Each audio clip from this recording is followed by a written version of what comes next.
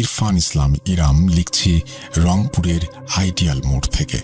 এখন যে ঘটনাটি শেয়ার করব, এই ঘটনাটি আমাকে শেয়ার করেছেন ভূত.com-এর শ্রোতা মোহাম্মদ ইসমাইল হোসেন রামিম। তিনি একজন এইচএসসি পরীক্ষার্থী। লেখার মধ্যে ভুল হলে বা শব্দ চয়নে ভুল হলে ক্ষমা সুন্দর দৃষ্টিতে দেখবেন। আমি মোহাম্মদ ইসমাইল হোসেন রামিম। আমার বাসা মিরপুর, ঢাকা 1216। আমার বাবা পেশায় সাংবাদিক। বাবা সাংবাদিকতা পেশায় নিয়োজিত থাকার কারণে ঢাকার বাইরে বেশিরভাগ সময় থাকেন। 2014 সালের সেপ্টেম্বর মাসে ঘটনার সূত্রপাত আমার বোনের সাথে। আমার বোন স্বভাবতই একটু অলস প্রকৃতির। ইদানিং আমার বড় বোন অনেক বেশি ঘুমান। দীর্ঘ সময় ধরে ঘুমানোর কারণে মা আপুর কাছে জানতে চায় অসুস্থ বোধ করছে কিনা। আপু কোনো জবাবই দেয় না। মা মনে করলেন আপু খুব সম্ভবত অসুস্থ। আমার মা ভাবলেন যে বিশ্রামে থাকলে আপু সুস্থ হয়ে যাবেন। কিন্তু আপু দিনে দিনে শুকিয়ে যেতে শুরু করেছে। বিছানা থেকে উঠে যে দাঁড়াবে সেই শক্তিটুকুও তার শরীরে নেই। একদিন রাতের কথা, আপু রুমে ঘুমাচ্ছেন, তখন অনামিকা আপুর রুম থেকে গড় গড় শব্দ ভেসে আসছে। শব্দ পেয়ে আম্মু অনামিকা আপুর রুমে গেলেন। আপু বেডে শুয়ে আছেন আর ঘুমের মধ্যেই থরথর করে কাঁপছেন এবং কাঁপুনির সাথে সাথে একটা গড় গড় শব্দও করছেন। আম্মু আপুকে ঘুম থেকে ডাক দিলে আপু উঠে বলেন, একটা কালো বিকৃত চেহারার মহিলা তার অবয়ব আমার পেটের ওপর বসে গলা টিপে ধরেছে। আপুর পুরো শরীর ঘামে ভেজা। আপু মাকে উদ্দেশ্য করে বলেন, তুমি না আসলে বোধহয় আমি মরে যেতাম মা। পানি নিয়ে এসে আপুকে খেতে দিলাম। আপু পানি খেলেন এবং মধ্যরাতে ঘুমিয়ে পড়লেন। আপুর পাশে আম্মু শুয়েছেন। ফজরের ঠিক আগ মুহূর্তে আপুর রুমে ঢোকার মূল দরজায় খসখস শব্দ ও শিরিষ কাগজ দিয়ে ঘষা মাটার শব্দ হচ্ছে। অর্থাৎ কে যেন দরজার ওপর থেকে নিচে, আবার নিচ থেকে ওপরে শিরিষ কাগজ দিয়ে ঘষছে। মা শব্দ পেয়ে দেখতে গেলেন। দরজা খোলা মাত্রই মাকে শূন্যের ওপরে ভাসিয়ে নিয়ে যেতে লাগলো এই অপশক্তিটা। বাসার বারান্দায় ভেসে গিয়ে মাকে মেঝেতে ফেলে দেয়। আম্মু ডিম লাইটের মৃদু আলোতে দেখলেন বারান্দার লোহার গ্রিলের ফুটো ভেদ করে অনেক বড় একটা সাপ নিচে পড়ল এবং নিচে পড়া মাত্রই সে দৌড়ে চলে গেল। মা সেন্সলেস হয়ে যান। পরদিন সকালে মা জ্ঞান ফিরতেই বলেন যে আজরাইল এসেছে আমাকে নিতে, সে নিয়ে যাবে। মামা বললেন, আপা তুমি হয়তো স্বপ্ন দেখেছ, কেউ তোমাকে নিতে আসেনি, এসে দেখো আমরা সবাই আছি। আধ ঘন্টা পরে মা বলেন, আমি গত রাত্রে কি দেখলাম এটা বলে মা রাতের ঘটনাটি বলতে শুরু করলেন। রুম থেকে অনামিকা আপুর কাঁকুনির শব্দ পেয়ে আবার সবাই রুমে যায়। রুমে গিয়ে দেখে আপুর শরীরে অনেক জ্বর। আপুর মুখ, হাত পা নীল বর্ণ ধারণ করেছে। আপুকে সোহরাওয়ার্দী মেডিকেল কলেজ ও হাসপাতালে নিয়ে যাওয়া হয়। হাসপাতালের ইমার্জেন্সি বিভাগের ডাক্তার বলেন, রোগীর অবস্থা তো খুবই খারাপ, কেবিনে ভর্তি করাতে হবে। আপুর হাসপাতালে 2 দিন চিকিৎসা চললেও শরীরের কোনো উন্নতি হয় না। আপু অনেক অসুস্থ। টেস্টের রিপোর্টেও সব পজিটিভ। ডাক্তার রোগ নিয়ে দ্বিধায় পড়ে যান। প্রকৃতপক্ষে ডাক্তাররা অবলোকন ও রোগ শনাক্ত করতে পারছেন না। পরের দিন বাবা কর্মস্থান থেকে হাসপাতালে এলেন এবং হাসপাতালে এসে ডাক্তারদের সাথে কথা বললেন। যেহেতু আপুর শরীরের কোনো উন্নতি হলো না, তাই বাবা ডিসিশন নিলেন মিরপুরে বাসায় নিয়ে যাবেন। হাসপাতাল থেকে রিলিজ করিয়ে অনামিকা আপুকে বাসায় নিয়ে আসা হয়। 2 দিন বাসাতেই পুরোদমে বিশ্রামে থাকলেন আপু। ডাক্তারের দেওয়া ঔষধ নিয়মিত খেলেন। 3য় দিন রাতের ঘটনা। ঠিক মধ্যরাতে আপুর রুমে ধস্তাধস্তির শব্দ শুরু হয়। আমার রুম আর আপুর রুম পাশাপাশি হওয়াতে আমি বুঝতে পারি বিদ্ঘুটের শব্দ আসছে আপুর রুম থেকে। আপুর রুমে গিয়ে দরজা আস্তে করে খুলে দেখলাম যে আপুর বুকের ওপরে হুবহু আপুর মতোই দেখতে একটা অবয়ব বসে আছে আর 2 হাত দিয়ে আপুর গলা চেপে ধরেছে। আমি প্রথমে আচমকাই একটু চমকে উঠি। আমি বুঝতে পারছিলাম না আসলে কোনটা আপু। লাইট চালাতে গেলে আপুর মতন দেখতে অবয়বটা ঝাঁপিয়ে পড়ে আমার ওপর। আমি মেঝেতে পড়ে যাই এবং তীব্র আঘাত পাই মাথায়। তারপরে উঠে দাঁড়াই। আপুর বেশধারী অবয়বটা খাটের নিচে ঢুকে পড়ে। আমি তীব্র ব্যথার মাঝেও ধীরে ধীরে উঠে লাইট জ্বালাই আর পরক্ষণে লাইট জ্বালানো মাত্রই অবয়বটি রুমের পাশে লাগোয়া বারান্দা দিয়ে ধোয়ার কুণ্ডলি পাকিয়ে নিচে নেমে মানুষের রূপ ধারণ করে। অবয়বটার চেহারা বিমর্ষ ও তার চোখ দুটো সাদা, অর্থাৎ চোখের মণি ধূসর। আমি প্রচুর ভয় পেয়ে যাই। ভয়ের চোটে আমার শিরদাঁড়া দিয়ে ঠান্ডা স্রোত বয়ে যায়। আমি দৌড়ে মায়ের রুমে গিয়ে মাকে জড়িয়ে ধরি, আব্বুকে ডাকি এবং বিষয়টা খুলে বলি। আম্মু আর আমি আপুর রুমে গিয়ে দেখি আপু সেন্সলেস হয়ে পড়ে আছেন। নাক দিয়ে রক্তের স্রোত বইছে, বেডশিট ভিজে একাকার। পরের দিন সকালে আপুকে নিয়ে ধানমন্ডির একটি বেসরকারি হাসপাতালে ভর্তি করা হয়। আপুর শরীরের অবস্থা গুরুতর হওয়ার কারণে আবারও কেবিনে তাকে নিয়ে যাওয়া হয়। আপুর চিকিৎসা চলতে থাকলো। 4 দিন 5 দিনেও তেমন একটা উন্নতি হলো না। রাতের ঘটনা, আপুর মেরুদণ্ডে অস্বাভাবিকভাবে আঘাত হানে, গড় গড় শব্দ হতে থাকে। ডাক্তার এসে কিছু ঘুমের মেডিসিন দেন। কিছুক্ষণ পরে আপু ঘুমিয়ে যান। হাসপাতালের এক পরিচ্ছন্নতা কর্মী সুইপার আসেন রুম পরিষ্কার করতে। তিনি বাবাকে উদ্দেশ্য করে বলেন, স্যার, আপনার রোগীর মনে হয় অন্য সমস্যা আছে। আমার বাবা একজন তান্ত্রিক। রোগীর পেছনে এভাবে খামোখা টাকা নষ্ট করে কোনো লাভ নেই। ভালো করে হুজুর বা তান্ত্রিক দেখান। পরিচ্ছন্নতা কর্মীর বলা কথা আমাদের মনে ধরে। পরের দিন হাসপাতাল থেকে আপুকে রিলিজ করিয়ে মিরপুরের বাসায় আমরা নিয়ে যাই। আকাশ ভীষণ মেঘলা, রিমঝিম ধারায় বৃষ্টি ঝরছে। তীব্র জ্যামে আসাদ গেট, ঢাকা সিগন্যালে সিএনজি থামে। মিনিট 5 হবে এক ব্যক্তি সিএনজির পাশে দাঁড়ান। ব্যক্তিটি আমার মাকে উদ্দেশ্য করে বলেন, আমার বাসা ভারতের আসামে। আমি একজন মাওলানা। আপনার মেয়ে মনে হয় খুবই অসুস্থ। তাকে রুহানি চিকিৎসা করান, আল্লাহর রহমতে সুস্থ হয়ে যাবে। সুস্থ হলে রোগীকে ইস্তেখারা করতে বলবেন। জীবনের গুরুত্বপূর্ণ কাজের আগে বিশেষ নামাজ ও দোয়া করা মানুষের কর্তব্য, ভালোর জন্যই। রোগীকে সর্বদা ইস্তেখারা করতে বলবেন। এই বলে সেই ব্যক্তিটি চলে যান। কিছুক্ষণ পরে ট্রাফিক পুলিশ সিগন্যাল খুলে দিলে সিএনজি ড্রাইভার গাড়ি চালাতে শুরু করেন। মিরপুর 1 নম্বরে আসার সময়ে সিএনজিতে আপুর কাঁপুনি ওঠে। মা আর আমি কালেমা পড়তে শুরু করি। আপু 7-8 মিনিট পরে কিছুটা স্বাভাবিক আচরণ করতে থাকেন। কাঁপুনি থেমে যায়। আপু ইশারায় পানি খেতে চান। পানির বোতল দেই, তাতে পানি খেতে পারছেন না আপু, কারণ আপুর শরীর নিস্তেজ। আপুকে বললাম, খুব খারাপ লাগছে কি? এই তো আর কিছুটা পথ বাকি, বাসার কাছেই চলে এসেছি। আপু কোনো উত্তর দেন না। রাত 11টা বাজে। মামার পরিচিত এক আগন্তুক ব্যক্তি মিরপুর বিহারি ক্যাম্প থেকে আসেন। তিনি আপুকে দেখে বলেন, রোগী তো অন্য সমস্যায় জর্জরিত। এই বলে তিনি আসন বসান এবং কিছুক্ষণ পরে তিনি বলেন, মেয়ের শরীরে পিশাচ জিন ভর করেছে। আপনারা ভালো হুজুর বা কবিরাজ দেখান। এই কথা বলে তিনি বিদায় নেন। পরের দিন আব্বুর এক বন্ধুর পরামর্শে মিরপুরের একটা মাজারে আপুকে নিয়ে যাওয়া হয়। মাজারের এক মহিলা কবিরাজ আপুকে দেখেন।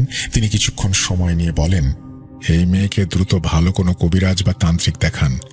এই সমস্যা আমি সমাধান করতে পারবো না। যদি মেয়েকে বাঁচাতে চান তো যা করার জলদি করেন, সময়ের কাজ সময়ে করেন, নয়তো পরে পস্তাতে হবে। রাতের ঘটনা, আপু কাঁপা কাঁপা গলায় বলতে থাকেন, আমার শ্বাস প্রশ্বাস নিতে কষ্ট হচ্ছে, খুব কষ্ট হচ্ছে। বাবা অনেক ভয় পেয়ে যান এই পরিস্থিতি দেখে। মায়েরও মন ভীষণ খারাপ হয়ে যায়। অনেক টাকা খরচ হয়ে গেছে, কিন্তু আপুর শরীরের কোনো উন্নতি হলো না, বরং উল্টো দিনে দিনে তিনি অসুস্থ হয়ে যাচ্ছেন। মধ্যরাতের কথা, আপু স্বাভাবিক আচরণ শুরু করে। বিছানার বেডশিট মুখে নিয়ে হঠাৎ করে আবার চিবাতে শুরু করে। চোখ ভীষণ রকমের গাঢ় লাল। মা আপুর মুখ থেকে বেডশিট বের করে নেন ঠিকই, এবং ঠিক তখনই আপু অন্য এক মেয়ের কণ্ঠে বলেন, আমার মুখ থেকে বের করলি কেন কাপড়টা? খেতে তো ভালোই লাগছে। আপু ভ্রু কুঁচকে ঘরের এপাশ ওপাশ তাকাতে থাকেন। আমার বাবা জিন বা ভূতে বিশ্বাস করতেন। বাবা মাকে উদ্দেশ্য করে বললেন, ওর শরীরে জিন আছে। সারা রাত বাবা মা আমি জেগেছিলাম। এই উদ্ভট পরিস্থিতিতে 2 চোখে ঘুম ছিল না। পরের দিনের কথা, দুপুরে স্বনামধন্য কারি আব্দুল কাইয়ুম সাহেব বাসায় আসেন। তিনি বলেন, আগামীকাল রোগীকে আমার বাসায় নিয়ে আসবেন, আমি বিস্তারিত খুলে বলবো। পানি পড়া দিলাম, এই পানি পড়া তাকে 2 বেলা খাওয়াবেন। পরের দিনের ঘটনা, কারি সাহেব কোরআন তেলাওয়াত করলেন। তারপর কিছু সময় পর বললেন, বেশ কিছুদিন আগে ঢাকার লালবাগ কামরাঙ্গীচর শ্মশান ঘাট থেকে একটা জিন তার শরীরে ভর করেছে। এই জিন যখন শরীর ছেড়ে বাইরে যেতে চায় তখন সে কিছুটা সুস্থ বোধ করে, আবার যখন শরীরে প্রবেশ করে তখন ভীষণ রকমের অসুস্থ হয়ে যায়। 2টা বোতলে প্রবাহমান স্রোতধারা নদীর পানি দেন আর কালোজিরা পড়া তেল দেন। পানি দিয়ে গোসল করিয়ে দেবেন, কালোজিরা তেল গায়ে মাখিয়ে দেবেন, আর জিনটা ছেড়ে চলে গেছে। কারি সাহেবের কথা মতো নিয়মগুলো মানার মাসখানেক পরে আপু একদম সুস্থ হয়ে যান। এই বলে ইসমাইল সাহেব তার ঘটনা শেষ করেছেন। আপনাকে অসংখ্য ধন্যবাদ ইসমাইল আমাদের এই ঘটনাটি পাঠানোর জন্য। আশা করছি ভবিষ্যতে আপনার কাছ থেকে ঘটনা পাবো। আর এতক্ষণ পর্যন্ত যারা আমাদেরকে শুনছেন তাদেরকে অসংখ্য ধন্যবাদ ধৈর্য ধরে আমাদের সাথে থাকার জন্য। আমরা চলে যাব আমাদের পরবর্তী ঘটনায়।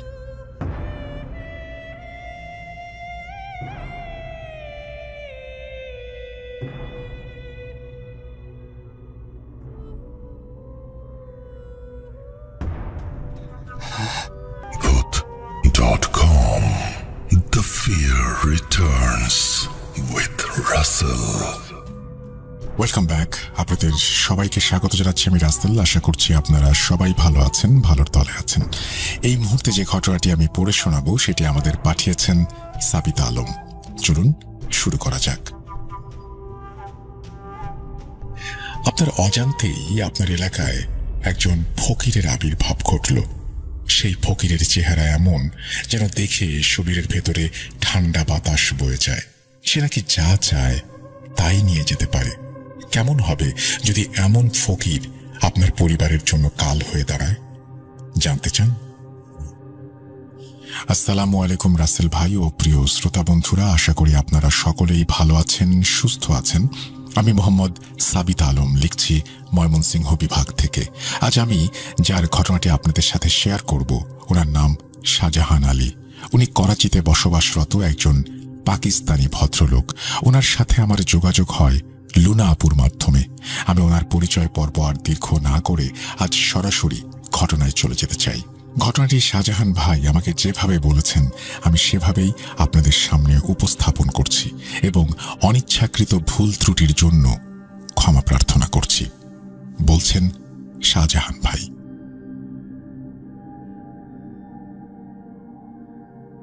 আমরা তখন করাচির শাহ ফয়সাল কলোনিতে থাকতাম। বাড়ির ঠিক পাশ দিয়ে একটি রেল লাইন চলে গিয়েছিল। আমাদের বাসা থেকে সকাল ও বিকেলে ট্রেনের শব্দ স্পষ্ট শোনা যেত। আমাদের ছোট্ট একটি বাড়ি ছিল। আমি আমার মায়ের সঙ্গে সেই বাড়িতে 6ষ্ঠ শ্রেণী থেকেই থাকতাম। শুনতে খারাপ শোনা গেলেও আমার বাবা তখন অন্যত্র বিয়ে করে ওনার সেই স্ত্রীর কাছেই চলে গিয়েছিলেন। তখন থেকেই আমি আমার মাকে দেখেছি বাড়ির ছোট্ট একটি রুমে, যার জানালা বাইরে গলিতে খুলত। সেখানেই আমার মা একটি দোকান চালাতেন। দোকানের আয় থেকেই আমাদের পড়াশোনা এবং বাড়ির খরচ চলত। আমি ম্যাট্রিক পাশ করার পর সেই দোকানের বেশিরভাগ দায়িত্ব নিজের কাঁধে তুলে নিয়েছিলাম। এভাবে মা ও আমার পরিশ্রমে দোকানটি এলাকার মধ্যে বেশ পরিচিত হয়ে উঠেছিল। প্রায় সব দরকারি জিনিসই আমরা দোকানে রাখতাম। আমার মা সাধারণ কোনো মায়ের মতো ছিলেন না। আমাদের ব্যবসা হয়তো ছোট আকারেরই ছিল, কিন্তু সুবিধা ছিল যে মা নিজেই এই বিজনেসের প্রাণ ছিলেন। বাইরের সব কাজকর্ম ও মানুষজনের আচরণ তিনি খুব ভালো বুঝতেন এবং খুব ভালোভাবেই কাস্টমারদের সামাল দিতে পারতেন। আমি একটু বড় হতেই আমার মা আমার বিয়ের কথা ভাবতে শুরু করলেন। ঠিক তখনই আমাদের মহল্লায় এক ফকিরের আবির্ভাব ঘটল। সে রেল লাইনের পাশ থেকে বেরিয়ে এসে বাড়ি বাড়ি ঘুরে দরজায় কড়া নাড়ত। সে কালো লম্বা জামা পরত, মাথায় পাগড়ি বাঁধত, কাঁধে বড় একটি চাদর আর থলে ঝোলানো থাকত, হাতে থাকত বিন আর গলায় বড় বড় মালা। তার গায়ের রং বেশ গাঢ় ছিল, চোখে গভীরভাবে সুরমা লাগাত, বড় বড় গোঁফগুলো তার মুখকে যেন একেবারে ঢেকে দিয়ে রাখত। তার চেহারা এমন ছিল মনে হতো তাকে কিছু না দিলে সে হয়তো অভিশাপ দেবে। সে তার সেই কঠিন মুখ নিয়ে গলিতে ঢুকে পড়ত এবং সোজা সামনের দিকে হেঁটে চলে যেত। তার চোখগুলো আমার খুবই ভয়ঙ্কর লাগত। জানি না তার চোখের মাঝে কি রহস্য লুকানো ছিল। সে সবসময় ধীর পায়ে গলিতে প্রবেশ করত এবং গভীর দৃষ্টিতে সবাইকে দেখত। দরজা খোলার পর কেউ তাকে রুটি দিত, কেউ টাকা ধরিয়ে দিত। বিকেল 5টা ছিল তার নির্দিষ্ট সময়। প্রতিদিন বিকেল 5টা বাজলেই সে ধীরে সুস্থে গলিতে প্রবেশ করত। আমাদের দোকানের কাছে আসতেই সে সবসময় আমার মায়ের চোখের দিকে তাকিয়ে হাত বাড়িয়ে দিত। কখনো সে বলতো, বলো তো রানী, আজ সাপের খেলা দেখবে? মহল্লার প্রতিটি মহিলাকেই সে রানী বলে ডাকত। আমার মা তার কথা শুনে হাসতেন আর বলতেন, এত সময় নেই যে সাপের খেলা দেখব। তখন সে বলতো, আমার কাছে সব ধরনের বিষের ওষুধ আছে, মনও আছে। মা দোকানের জানালা থেকে সরাসরি তার দিকে তাকিয়ে বা না তাকিয়ে কিছু খাবার সামনে রাখতেন, আর সে হুঁ বলে জোরে একটা চিৎকার দিয়ে সামনে চলে যেত। আমি মায়ের পাশে বসে দেখতাম আর তাকে জিজ্ঞেস করতাম, এই হুঁ কি জিনিস যার জন্য সে এত জোরে চিৎকার করে? আমি তো সবসময় ফকিরদের আল্লাহ বলতে শুনেছি। মা বলতেন, এসব জেনে আমাদের কোনো কাজ নেই, সে যা চায় আমি দিয়ে দেই, এখানেই শেষ। আমারও কোনো আপত্তি হয়নি, আর শুধু হুঁ বলাটা আমি বুঝতে পারতাম না। এভাবেই আস্তে আস্তে অনেকগুলো দিন কাটতে লাগলো, আর সেই ফকিরের বিষয়টা স্বাভাবিক হয়ে গেল। তারপর একদিন আল্লাহর ইচ্ছায় আমার বাগদান হয়ে গেল। বিয়ের আগে আমি আমার স্ত্রীকে কখনো দেখিনি। বিয়ের পর তাকে মায়ের পাশে দেখে আমি অবাক হয়ে গেলাম। মাশাআল্লাহ, আমার স্ত্রী ছিলেন খুবই সুন্দরী। সে যাই হোক, বিয়ে হলো তখনই বুঝতে পারলাম সত্যিই আমার স্ত্রী সুহানা স্বপ্নের মতো আমার জীবনে এসেছে। আমি ওর প্রতি সম্পূর্ণভাবে মন দিলাম। সে দেখতে যেমন সুন্দর ছিল, তার চেয়েও বেশি সুন্দর ছিল তার স্বভাব। বাইরে যাওয়া আসা একদম পছন্দ করত না, অন্যদের সাথে মিশতও না। একদিন মা কিছুটা অসুস্থ ছিলেন, আর আমি বাড়ির পাড়ির মোটর ঠিক করার জন্য ব্যস্ত ছিলাম। দোকান তখনও খোলা হয়নি। সন্ধ্যার দিকে হঠাৎ দরজায় খুব জোরে জোরে কড়া নাড়ার আওয়াজ হলো। সোহানা আমাকে বলল, তুমি কাজ করো, দরজায় কে আমি দেখছি। দরজা খোলার সঙ্গে সঙ্গেই সুহানা কিছু দেখে পেছনে সরে এসে দ্রুত দরজা বন্ধ করে দিল। আমি জিজ্ঞেস করলাম, কে ছিল বাইরে? সে বলল, কোনো ফকির এসেছিল। আমি অবাক হয়ে বললাম, হয়তো দোকান বন্ধ দেখে দরজায় এসেছে। আমি উঠে ভেতর থেকে সেই ফকিরের কিছু একটা এনে দিতে যাচ্ছিলাম। তখন সুহানা বলল, আগে তোমার কাজ শেষ করো। ওদের তো অভ্যাস এমনই, এক দরজায় না পেলে অন্য দরজায় যাবে, সেখানে পাবে। সে তো প্রতিদিনই আসে, কাল দিলেও হবে। আমি তখন আসলে কাজের চিন্তায় হয়তো একটু আনমনাই ছিলাম। সুহানার কথা শুনে আবার কাজে লেগে পড়লাম। পরদিনও মায়ের অবস্থার উন্নতি হলো না, তাই দোকানে আমাকেই থাকতে হলো। সেদিন সকাল থেকে আকাশ ছিল কালো মেঘে ঢাকা, আর হালকা বৃষ্টি পড়ছিল। দোকানে তেমন ভিড় ছিল না। আমি সারাদিন অপেক্ষা করছিলাম, ভাবছিলাম আজ হয়তো কিছু অদ্ভুত ঘটনা ঘটবে। বৃষ্টির দিনে কি মানুষের বাড়ির জিনিসপত্রের প্রয়োজন হয় না? এমন সময় সুহানা বৃষ্টিতে ভিজে একটা থালায় কিছু খাবার নিয়ে এলো। আমি একবার বৃষ্টি, একবার সুহানাকে দেখি আর আল্লাহর কাছে কৃতজ্ঞতা জ্ঞাপন করি। ভাতের থালা তখনও আমার হাতেই ছিল। ঠিক তখনই সামনের রেল লাইন থেকে সেই ফকির বেরিয়ে এসে আমার সামনে এলেন। সে যত কাছে আসছিল ততই তার মুখে রাগের ছাপ স্পষ্ট হচ্ছিল। সেদিন তাকে একেবারে ভয়ঙ্কর দেখাচ্ছিল। বৃষ্টি তখন ঝড়ের মতো হচ্ছিল, আর সে যেন অজানা থেকে ধীরে ধীরে এগিয়ে আসছিল। তার বড় বড় সুরমা দেয়া চোখ লাল হয়ে উঠছিল। মনে হচ্ছিল যেন সে কোনো ব্যাপারে প্রচণ্ড বিরক্ত। আমি কিছু বলার আগেই থালার সব খাবার হাতে নিয়ে তার ব্যাগে দিলাম। সে বলল, গতকালই প্রথমে এই বাড়ি থেকে আমি খালি হাতে ফিরলাম। তার গলার স্বর ছিল ভীষণ গম্ভীর। সে সুহানাকে গভীরভাবে দেখছিল। আমি বললাম, ফকির ভাই রাগ করবেন না, কাল আমার মা অসুস্থ ছিলেন। আমি এই কথা বলতেই সে রাগে গজগজ করতে লাগলো। তার চোখ থেকে যেন আগুন ঝরছিল, মুখেও চিন্তার ছাপ ফুটে উঠল। তারপর গম্ভীর স্বরে বলল, এই তোমার বউ তো কাল আমাকে ফিরিয়ে দিয়েছিল। আমি তখন সুহানার দিকে তাকালাম। সুহানা অদ্ভুত দৃষ্টিতে আমাকে দেখছিল। তখন সেই ফকিরকে আগের মতো লাগছিল না। মনে হচ্ছিল সে রাগে সবকিছু ছিঁড়ে খুঁড়ে ফেলবে। আমি তার চোখে চোখ রেখে কথা বলতে পারছিলাম না। তার মুখের অভিব্যক্তি দেখে তখন আমার বেশ ভয় লাগছিল। এরপর সে আমার সামনে দাঁড়িয়ে থেকে চোখ বন্ধ করলো এবং মুখে কিছু বিড়বিড় শব্দ করতে লাগলো। আমি খুব মনোযোগ দিয়ে তাকিয়েছিলাম। সে বন্ধ চোখেই পকেট থেকে কিছু একটা বের করে মুঠোর ভেতর ফু দিল। তারপর চোখ খুলে সোজা সুহানার দিকে তা ছুড়ে দিল। আমি সঙ্গে সঙ্গে পেছনে ঘুরে তাকালাম। সুহানা ভয় পেয়ে চোখ বন্ধ করে ফেলেছিল, কিন্তু সেখানে কিছুই ছিল না। বুঝতে পারলাম না ফকির আসলে কি ছুড়ে দিল। আমরা দেখতেও পেলাম না সেটা। আমি একবার সুহানাকে দেখি, একবার ফকিরের দিকে তাকাই। তখন সে গম্ভীর স্বরে বলল, এবার পালা আসবে। সে সুহানার দিকে গভীর মনোযোগে তাকিয়েছিল। আমার মনটা তখন ভীষণ অদ্ভুত লাগছিল। আমি তার উপর রাগও করতে পারছিলাম না, কিন্তু আমি তাকে বললাম, সে তো একজন ফকির, রোজই তো তাকে কিছু না কিছু দেয়া হয়, একদিন না পেলে এমন কি হয়? তাই বলে সে আমাদের সঙ্গে এমন করবে? আমার কথাগুলো শুনেই ব্যাগ থেকে খাবারগুলো দোকানের সামনেই ফেলে দিয়ে রাগে গলা শক্ত করে সামনে এগিয়ে গেল। আমার বুকের ভেতরটা ধুকপুক করতে শুরু করলো, কপালে ছোট ছোট ঘামের ফোঁটা দেখা দিল।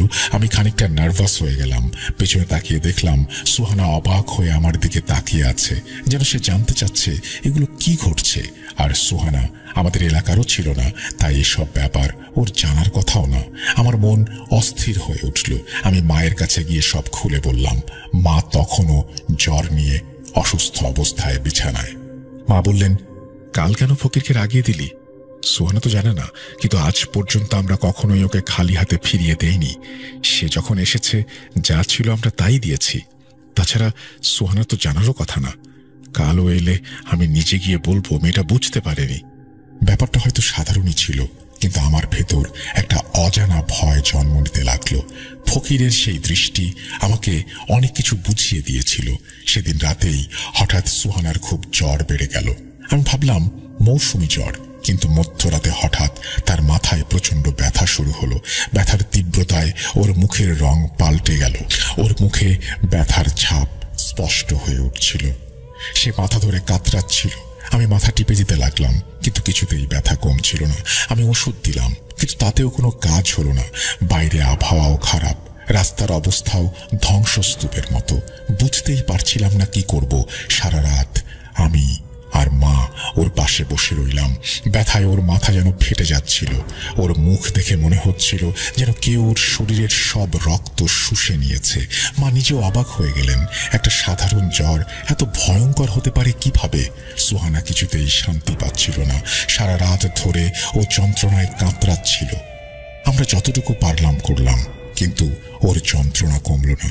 ফজরের আজানের পর আমাদের অজান্তেই কখন যেন ঘুমিয়ে পড়েছিল। ও কখন ঘুমালো কে জানে। সকালে উঠে দেখি ওর চোখে এখনো ব্যথার ছাপ। রাতের মতো ভয়াবহ অবস্থা না হলেও সুহানা যেন আগের সুহানা নেই। এক রাতের কষ্ট ওকে পুরোপুরি বদলে দিয়েছে। জ্বর কমলে সে একদম চুপচাপ ছিল। মা বারবার বলছিল ডাক্তার দেখাতে, কিন্তু ও নিজেই যেতে রাজি হচ্ছিল না। মা সেই প্রথমবারের মতো ফকিরের জন্য অপেক্ষা করতে লাগলেন। বারবার দোকানের জানালা দিয়ে বাইরে তাকাচ্ছিলেন। মা বারবার মুখ ঘুরিয়ে রেল লাইনের দিকে তাকাতেন, যেন ফকিরকে দেখতে পান। নির্দিষ্ট সময় পেরিয়ে গেল, কিন্তু ফকিরের কোনো খবর নেই। সেই রাতেও সুহানার অবস্থা আবার একই রকম হলো। মাথার ব্যথায় সে দেয়ালে মাথা ঠুকতে লাগলো। কখনো আমি ওকে সামলাই, কখনো মাকে ডাকি, আবার ছুটে যাই এলাকার ডাক্তারের কাছে। ডাক্তার এসে অবস্থা দেখে বললেন, এটা সাধারণ মাথা ব্যথা নয়, এক্ষুনি বড় হাসপাতাল নিতে হবে। এটা সাধারণ কিছু নয়। ডাক্তার ব্যথার ইঞ্জেকশন দিলেন।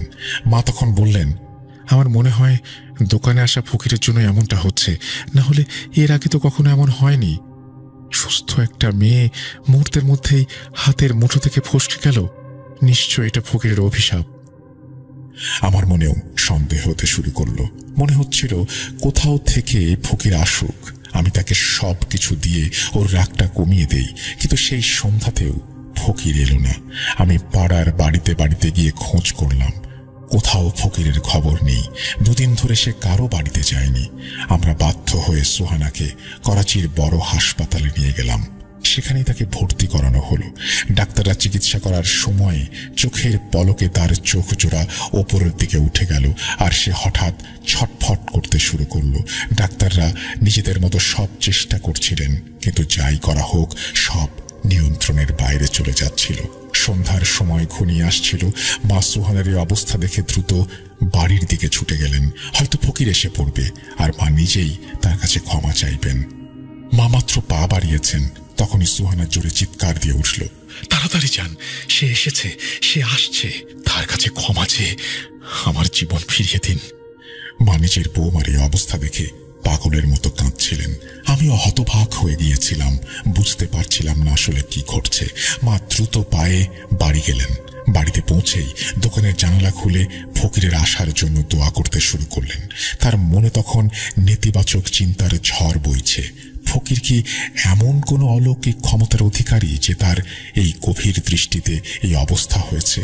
মৃত্যুও যেন খুব কাছে এসে দাঁড়িয়েছে। অনেক উদ্বেগের পর ঠিক 5টা বাজতেই মা রেল লাইনের দিকে থেকে ফকিরকে দেখতে পেলেন। মা আতঙ্ক ভরা চোখ নিয়ে ফকিরের অন্য কোনো দরজায় যাওয়ার আগেই ডাকতে লাগলেন। ফকির মায়ের দিকে তাকালো, কিন্তু সে কাউকে পাত্তা না দিয়ে এক এক করে বাড়ি পার হয়ে যেতে লাগলো। সে ঠিক আমাদের বাড়ির সামনে এসে দোকানের জানালায় দাঁড়ালো। মা বিনয়ের সঙ্গে বললেন, ফকির সাহেব, আপনি যা চান আজ নিয়ে যান, শুধু আমার বৌমাকে সুস্থ করে দিন। সে মায়ের দিকে না তাকিয়েই গম্ভীরভাবে বলল, যা চাইব নেব, ভেবে দেখেছ রানী? মা বললেন, হ্যাঁ, শুধু ওকে সুস্থ করে দিন, ওকে ক্ষমা করে দিন। ফকির বলল, তোমার বৌমা কোথায়? মা বললেন, বড় হাসপাতালে।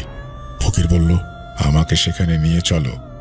মা সঙ্গে সঙ্গে ফকিরকে নিয়ে হাসপাতালে গেলেন। ফকির এক নজরে শুয়ে থাকা সুহানাকে দেখে তার চাদরের কোণা থেকে একটা কালো পাথর বের করে মায়ের হাতে দিলেন। বললেন, এটা ওর মাথায় রাখো। মা তেমনটাই করলেন। আমি পাশে দাঁড়িয়ে দেখছিলাম। পাথরটা মাথায় রাখতেই সুহানা হঠাৎ স্বাভাবিক হয়ে গেল। সে পুরোপুরি ঠিক ছিল, কোনো ব্যথাই আর তার ছিল না। আমি আর মা এতটাই আনন্দে ছিলাম যে ফকিরের কথা ভুলেই গিয়েছিলাম। সুহানা বিছানা থেকে উঠে বসলো। আমরা আনন্দে ঘুরে দাঁড়িয়ে ফকিরকে দেখতে গেলাম, কিন্তু সেখানে ফকির ছিল না। ভাবলাম হয়তো সুহানা ভালো হয়েছে দেখে চলে গেছে। আমি ওকে কালো পাথরটা ফেরত দিতে যাচ্ছিলাম, কিন্তু হে কি, আমার হাত তো খালি। তাহলে সেই কালো পাথরটা কি আমার হাতেই ছিল না? আমি হতভম্ব হয়ে গিয়েছিলাম, কিন্তু স্ত্রীর সুস্থতার আনন্দটা ছিল আরো অনেক বেশি। আমরা বাড়িতে ফিরে এলাম। মা সোহানার পছন্দের খাবার রান্না করলেন। সোহানা নতুন জামা বের করে গোসল সেরে বাইরে এসে মা আর আমার পাশে বসলো। সে সুস্থ ছিল, তবে কিছুটা চিন্তিত দেখাচ্ছিল। আমি জিজ্ঞেস করতে সে বলল, যখন আমি ব্যথায় কাতরাচ্ছিলাম, আমার চোখে শুধু সেই ফকিরের মুখটাই ভেসে উঠছিল, আর কারো কথা মাথায় আসছিল না। এটা বলতে সে খানিকটা ভয় পেয়ে গেল। বলল, কেন এমন হলো? কেন শুধু ফকিরের কথাই আমার মনে ঘুরছিল? আর ওই পাথরটা ছোঁয়াতে কিভাবে এত দ্রুত সুস্থ হয়ে গেলাম? তারপর সে মায়ের দিকে তাকালো। মা, এই ফকির আসলে কে? মা কিছু বলতে যাচ্ছিলেন, এমন সময় দরজায় ঘন্টা বাজল। বাইরে একটা ছেলে দাঁড়িয়ে আছে। বলল, দোকান থেকে কিছু জিনিস লাগবে, আপনারা কি দোকান খুলবেন? সত্যি বলতে এসবের মধ্যে আমরা দোকানের কথা ভুলেই গিয়েছিলাম। আমি উঠে দোকান খুলতে গেলাম। আমার বের হওয়ার সঙ্গে সঙ্গে মা রান্নাঘরে গেলেন।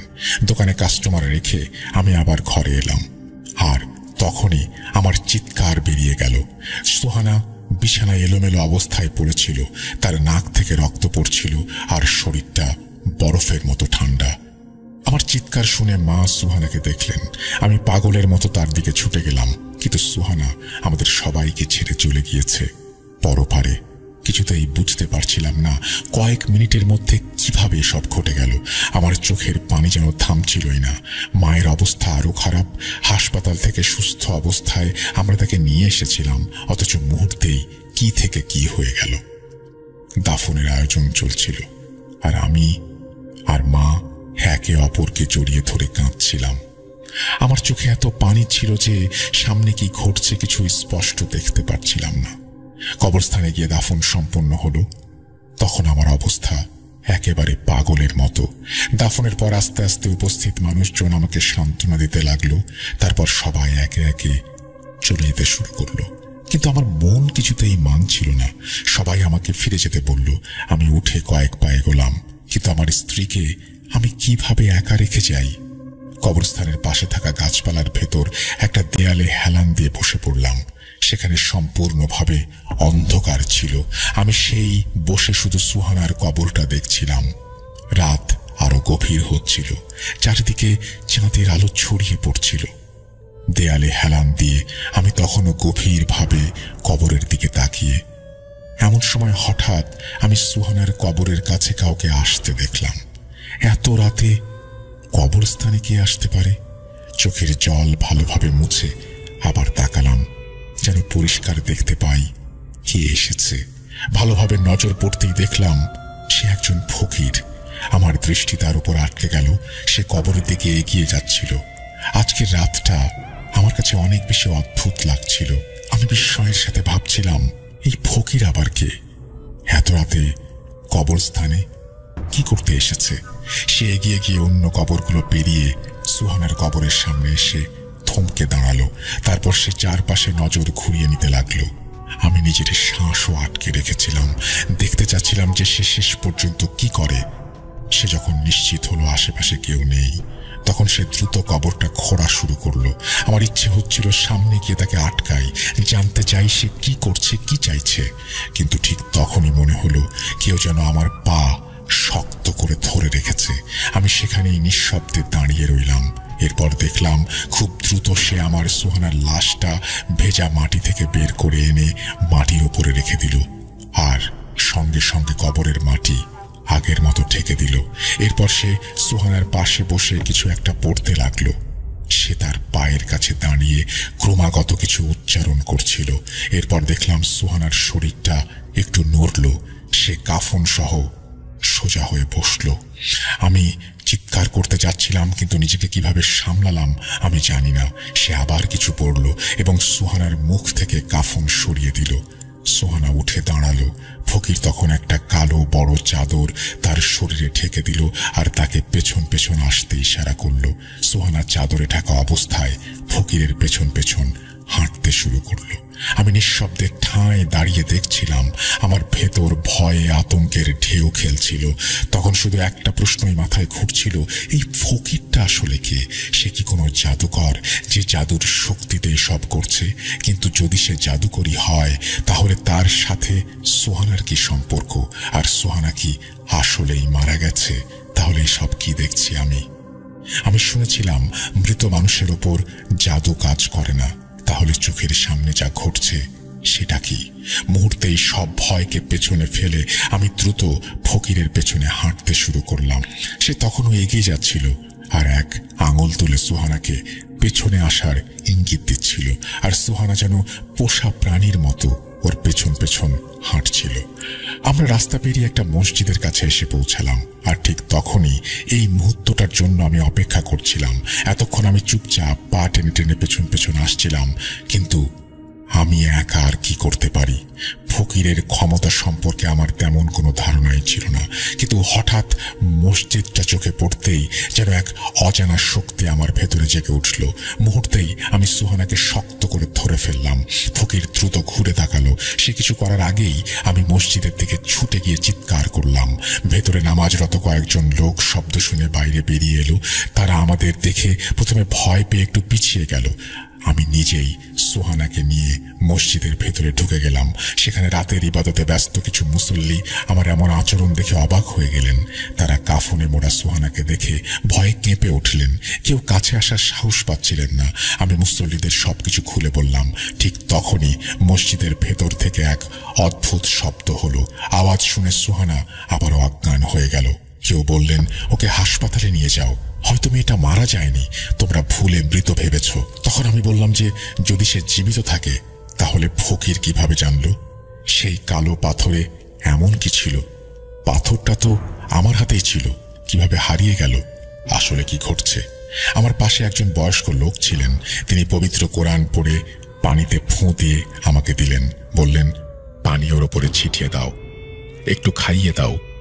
কিছুক্ষণের মধ্যেই সুহানা জেগে উঠল আর মসজিদে নিজেকে দেখে অবাক হলো। কাফনের দিকে তাকিয়ে সে ভয় পেল। জিজ্ঞেস করলো, এসব কি? পাশে দাঁড়ানো একজন তার বাড়ি থেকে মহিলাদের কাপড় এনে দিলেন। সুহানা কাপড় পরিবর্তন করলো। সে তখন পুরোপুরি সচেতন। আমি তাকে জিজ্ঞেস করলাম, কি হয়েছিল তোমার? ও কিছুই মনে করতে পারল না।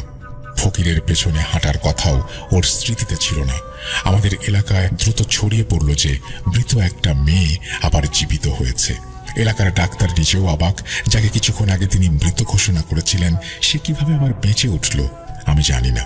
আমার কিছুই বলার ছিল না, কিন্তু বাস্তব হলো সে আমার সামনেই ছিল এবং জীবিতই ছিল। মা সবাইকে ফকিরের ব্যাপারে বিস্তারিত বলেছিলেন। সবাই কবরের কাছে গিয়ে দেখল সত্যিই কবরটা ভেতর থেকে খালি ছিল। সেই ফকিরটা কে ছিল? সে কি কোনো জাদুকর নাকি অন্য জগতের কেউ?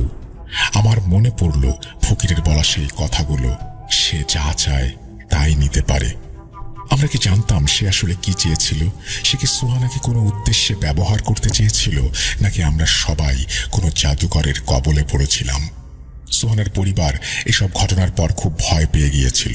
আমরাও কম আতঙ্কিত হইনি।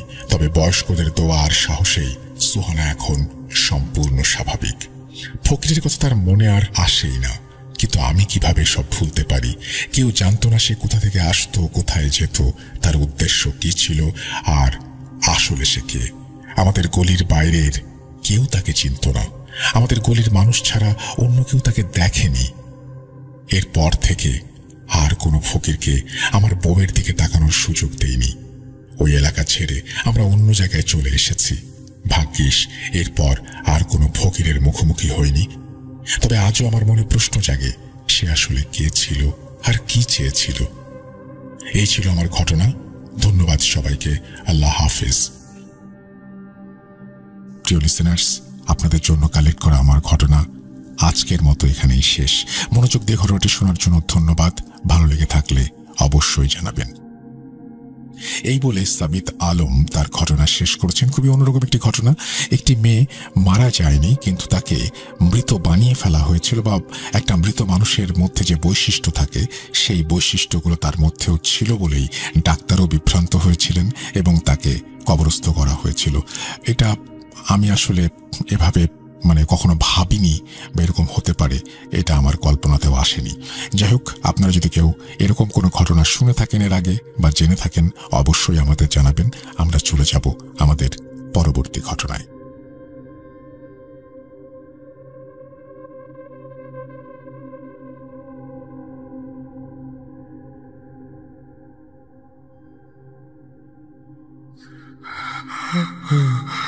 কেন কেন তুমি আসো? আমি শুধু তোমার সাথেই থাকতে চাই। কিভাবে সম্ভব? মৃতদের এই পৃথিবীতে থাকতে নেই। তুমি তুমি চলে যাও, চলে যাও, প্লিজ চলে যাও। সবটাই কি ইলুশন, নাকি অন্য জগতের কেউ কখনো হাজির হয়ে যায় চোখের পলকে? Booth.com with Russell. Welcome back. আপনাদের সবাইকে স্বাগত জানাচ্ছি আমি রাসেল। আশা করছি আপনারা সবাই ভালো আছেন এবং ভালোর দলে আছেন। আমিও ভালো আছি, ভালোর দলে আছি। আর সে সাথে আরও একটা ঘটনায় যেতে চাই। যেভাবে লেখা আছে আমি সেভাবেই পড়ে শোনাচ্ছি। আসসালামু আলাইকুম রাসেল ভাই, কেমন আছেন জিজ্ঞেস করলাম না, কারণ আপনি সব সময় ভালোর দলে। আমি হিমেল। কিছু ব্যক্তিগত সমস্যার কারণে এই ঘটনাটি স্টুডিওতে এসে শেয়ার করা সম্ভব নয়, তাই আপনি ঘটনাটি পড়ে শোনালে আমরা অনেক কৃতজ্ঞ থাকব। বেশি কথা না বাড়িয়ে মূল ঘটনায় যাই। আমার নাম হিমেল। আমার মূল বাড়ি বরিশালে। আমিও আমার ভাই ঢাকায় একটি বেসরকারি বিশ্ববিদ্যালয়ে অধ্যয়ন করছি। ঢাকায় পড়ালেখা করার সুবাদে আমরা বিশ্ববিদ্যালয়ের কাছাকাছি একটি বাসায় 2টি রুম ভাড়া নেই। এই বাসায় আগে 2টি রুমে 2জন বড় ভাই থাকতেন। আমরা আসায় বাসায় 4 রুমে 4 জন থাকতে শুরু করি। প্রথমে বাসাটির একটু বর্ণনা দেই। বাসাটি দক্ষিণ দিকে মুখ করা। বাসায় 2টি বেডরুম আছে। 2টি বেডরুমের সাথেই অ্যাটাচ বাথরুম, বারান্দা আছে, আর একটি সিঙ্গেল রুম, আর অপর পাশে রয়েছে একটি পার্টিশন রুম। আমি সিঙ্গেল রুমে একা থাকি। মূল সমস্যাটি শুরু হয় আমাদের বাসায় আসার আরও সপ্তাহ 2 পরে। আমার সাথে প্রথম ঘটনাটি যেদিন ঘটে সেইখান থেকে শুরু করছি। আমরা 4 জন রাত 11টার সময় রাতের খাবার খেয়ে যে যার রুমে ঘুমানোর জন্য চলে যাই। আমার রুমটি হলো বাসার মাঝ বরাবর। আমি আমার রুমে এসে দরজা লাগিয়ে শুয়ে পড়ি। কিছুক্ষণ মোবাইল চালানোর পরে আমি ঘুমিয়ে পড়ি। আনুমানিক তখন সময় ছিল রাত 2:30। আমি ঘুমানোর কিছুক্ষণ পরেই আমার মনে হলো কেউ আমার দরজায় টোকা দিল। আমি বলে উঠি, কে ওখানে? কে কে ওখানে? কিন্তু কেউ কোনো সাড়া দেয় না। অতঃপর আমি যেই আবার নিদ্রায় আচ্ছন্ন হলাম, তখন আমি বুঝতে পারলাম আমার দরজার সামনে কেউ হাঁটা চলা করছে। আমি যেই ঘুমিয়ে পড়লাম আবার দরজায় টোকা দিল। এবার আমি উঠে দরজা খুললাম, কিন্তু কাউকে দেখতে পেলাম না। তখন আমি ভেবে নিলাম হয়তো 3 জনের কেউ আমার সাথে মজা করছে। তাই আমি রাগ করে আমার রুমের দরজা আটকিয়ে ঘুমিয়ে পড়লাম। কিন্তু সারা রাত এইভাবেই আমাকে বিরক্ত করছিল। পরের দিন সকালে আমি বাকি 3 জনকে ডেকে জিজ্ঞাসা করলাম এই কাজটি কে করেছে, কিন্তু কেউই স্বীকার করল না। সেদিন আবার রাতের খাবার খেয়ে যে যার মতো রুমে চলে যাই। আমি আমার রুমে গিয়ে মোবাইল ইউজ করতে থাকি। আনুমানিক রাত 2টার পরে আমি বুঝতে পারি আমার রুমের দরজার সামনে কেউ দাঁড়িয়ে আছে। যখনই বুঝতে পারলাম অমনি 2টি টোকা দিল। সাথে সাথে আমি বলে উঠি, কে কে ওখানে? কিন্তু কেউ কোনো কথা বলছে না, চুপ করে আছে। তো আমি অত গুরুত্ব না দিয়ে মোবাইল চালাতে মগ্ন হলাম। আবার হঠাৎ 2টো টোকা দিল। আমি যেহেতু ম্যাট্রেসে ঘুমাই, তাই এই কাজটি কে করছে তা দেখার জন্য হালকা সরে গিয়ে দরজার নিচ থেকে তাকাই। হালকা আলোতে দেখতে পাই লোমযুক্ত 2টি পা। সেই পা দুটিতে লোহার শিকল দিয়ে বাঁধা। আমি আমার চোখের ভুল ভেবে দরজা খুলে দেখতে চাইলাম। দরজা খোলার শব্দ পেয়ে মনে হলো কেউ আমার ঘরের এক পাশ থেকে অন্য পাশে দৌড় দিল। দরজা খুলে আমি কিছুই দেখতে পেলাম না। তাই আমি প্রত্যেকের রুমে গিয়ে তাদেরকে জাগিয়ে তুলি। তারপর তাদের পা লক্ষ্য করতে থাকি, কিন্তু তাদের কারো পাই অমন না। কি হয়েছে সবাই জিজ্ঞেস করলে আমি ব্যাপারটা এড়িয়ে যাই। পরের দিন আমি প্রতিদিনের মতো ঘুম থেকে উঠে ফ্রেশ হয়ে চলে যাই আমার ইউনিভার্সিটিতে। ইউনিভার্সিটি থেকে আসতে আসতে দুপুর গড়িয়ে বিকেল হয়ে যায়। সেদিন বাসায় কেউ ছিল না। আমি দুপুরের খাবার খেয়ে চলে যাই গোসল করতে। আমার রুমে যেহেতু বাথরুম ছিল না, তাই আমি আমার রুমের বাথরুমের ব্যবহার করি। যখন আমি গোসলের জন্য গেলাম তখন ইলেকট্রিসিটি ছিল না, তাই বাথরুম হালকা অন্ধকার ছিল। ভেন্টিলেটর দিয়ে যতটুকু আলো আসার কথা ঠিক ততটুকুই আসছিল। পানির কল ছাড়ার পরেই দেখতে পাই বাথরুমের বাম পাশের দেয়ালের টাইলসের ওপরে একটি অদ্ভুত অবয়ব। সেই দেয়ালে আমার ছায়াও দেখা যাচ্ছিল, কিন্তু অন্যটি কার? সেই ছায়ায় আমি দেখতে পাই 2টি ছোট পা, কিন্তু পায়ের পাতা দুটো বড়, পায়ে শিকল বাঁধা। হাত দুটি তুলনামূলক খুবই বড় এবং নখ আছে। মুখ আছে কিন্তু কোনো চোখ নেই। আমার সামনে যেহেতু কিছু ছিল না, তাই ছায়া বরাবর হাত দিতে অনুভব করলাম লোমযুক্ত কোনো মানুষকে আমি স্পর্শ করছি। আমি আল্লাহর নাম নিয়ে চিৎকার দিয়ে বেরিয়ে এলাম। আল্লাহর নাম নিতে থাকলাম। এত ভয় আমার আগে কখনোই লাগেনি। আমি বাসা থেকে বের হয়ে বাসার সামনে চলে আসলাম। কিছুক্ষণ পর সবাই চলে আসলো। আমি আমার ভাই এবং 2 রুমমেটকে এই বিষয়টি জানালাম। সবাই আমার ঘটনাটি জানার পরে অতটা গুরুত্ব দিল না। বলল এটা হয়তো মনের ভুল। কাউকেই বিশ্বাস করাতে পারলাম না। এমনকি আমার ভাইও আমাকে বিশ্বাস করল না। আমার নিজেকে খুব অসহায় মনে হচ্ছিল। দুপুরে আমি যেহেতু ভয় পেয়েছিলাম, তাই সেদিন রাতে আমার রুমের দরজা খোলা রেখে শুয়ে পড়লাম ঘুমানোর জন্য। এরপরই আমার জীবনের সব থেকে ভয়ঙ্কর ঘটনাটি ঘটে। মধ্যরাতে জানি না সেদিন কিসের জন্য আমার ঘুমটা ভেঙে গেল। ঘুমের ভেতরে ডান দিক থেকে বাম দিকে চোখ ঘুরাতেই আমি দেখলাম দরজা বরাবর সেই অদ্ভুত অবয়ব। খুবই বাজে চেহারা তার। মুখ দেখে বুঝলাম প্রচুর ক্ষত। চোখ দুটো নেই। সারা শরীরে লোহার পেরেক মারা। শরীরে ও পিঠে পায়ে প্রচুর লোম। কুকুরের মতো বসে আমার দিকে একটি ভয়ঙ্কর দৃষ্টি দিয়ে আছে। কি করলি এটা? কেন করলি? এটা বলেই আমার দিকে এগিয়ে আসছিল। আমি জোরে একটা চিৎকার দিয়ে অজ্ঞান হয়ে যাই। সকালে যখন আমার জ্ঞান ফেরে তখন আমি চারিদিক থেকে আজানের ধ্বনি শুনি।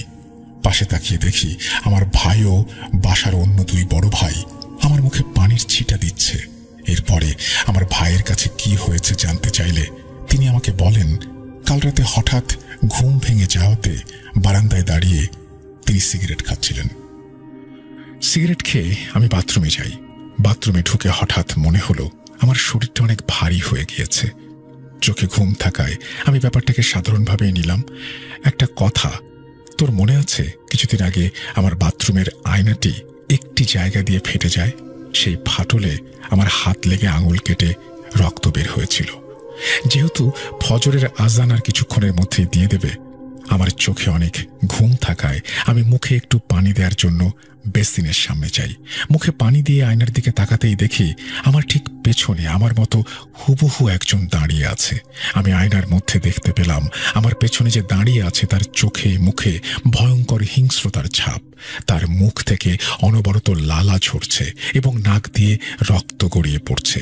তার চোখ দুটি একদম অন্ধকার, মনে হচ্ছে যেন চোখের কোটরে কোনো চোখ নেই। ভয়ে আমার পুরো শরীর ঘামতে থাকে, কিন্তু আমার মুখ দিয়ে কোনো শব্দ বের হচ্ছিল না। হঠাৎ আমার মতো দেখতে সেই অবয়বটি বিশ্রী একটা হাসি দিয়ে ওঠে। আমি সহ্য করতে না পেরে ভয়ে চোখ বন্ধ করে ফেলি আর মনে মনে আয়াতুল কুরসি পড়ার চেষ্টা করি, কিন্তু প্রচণ্ড ভয়ে আমি সবকিছু গুলিয়ে ফেলছিলাম। বারবার চেষ্টা করেও একটুও নড়তে পারছিলাম না। আমার কাঁধের ওপরে একটা গরম নিঃশ্বাস পড়তে থাকে। এইবার আর কোনো সন্দেহ থাকলো না যে আমি যেইটি আয়নায় দেখেছি সেই অবয়বটি একদম আমার পেছনেই দাঁড়িয়ে আছে। আমি শুধু ভয়ে চোখ বন্ধ করে আল্লাহ আল্লাহ করছিলাম। ঠিক সেই মুহূর্তে আজানের ধ্বনি ভেসে আসলো এবং কোণের কাছে পেছন থেকে সেই অবয়বটি ফিস ফিস করে কিছু একটা বলে চলে গেল। ঠিক তখনই তোর চিৎকার শুনে আমি স্বাভাবিক হই আর বাথরুম থেকে বেরিয়ে সবাইকে ডেকে এনে তোর রুমে নিয়ে যাই। তুই তখন অজ্ঞান হয়ে আছিস। এরপরে আমরা আমাদের বাসায় এই ঘটনা জানালে আমাদের অতি দ্রুত বাড়িতে চলে যাওয়ার জন্য বলা হয়। আমরা ওই দিন সকালেই সবকিছু গুছিয়ে বাড়ির উদ্দেশ্যে রওনা হই। বাড়িতে যাওয়ার সময় আমাদের দুজনেরই জ্বর ছিল। পরে আমাদের এলাকার মসজিদের ইমামকে আমাদের দেখানো হয় এবং তিনি পানি পড়া দেন এবং দুজনকে তাবিজ দেন। কিছুক্ষণের মধ্যেই আমরা আল্লাহর ইচ্ছায় সম্পূর্ণ সুস্থ হয়ে যাই এবং বর্তমানে আমরা ভালো আছি। এই ঘটনা কেন আমাদের সাথে ঘটল সেই উত্তর এখনো জানতে পারিনি। কেউ এ ব্যাপারে কিছু জানলে অবশ্যই আমাদের জানাবেন। ওই বাসা ছেড়ে দিয়ে এখন আমরা নতুন বাসায় উঠেছি। এখন আর কোনো সমস্যা হচ্ছে না। ধন্যবাদ রাসেল ভাই। এই তথ্যগুলো দয়া করে শেয়ার করবেন না, এই বলে তিনি তার ঠিকানা এখানে প্রকাশ করেছেন। আমি সেটি বলছি না। আপনাকে অসংখ্য ধন্যবাদ আমাদের সাথে আপনার এই ঘটনাটি শেয়ার করার জন্য। আমরা চলে যাব আমাদের পরবর্তী ঘটনায়।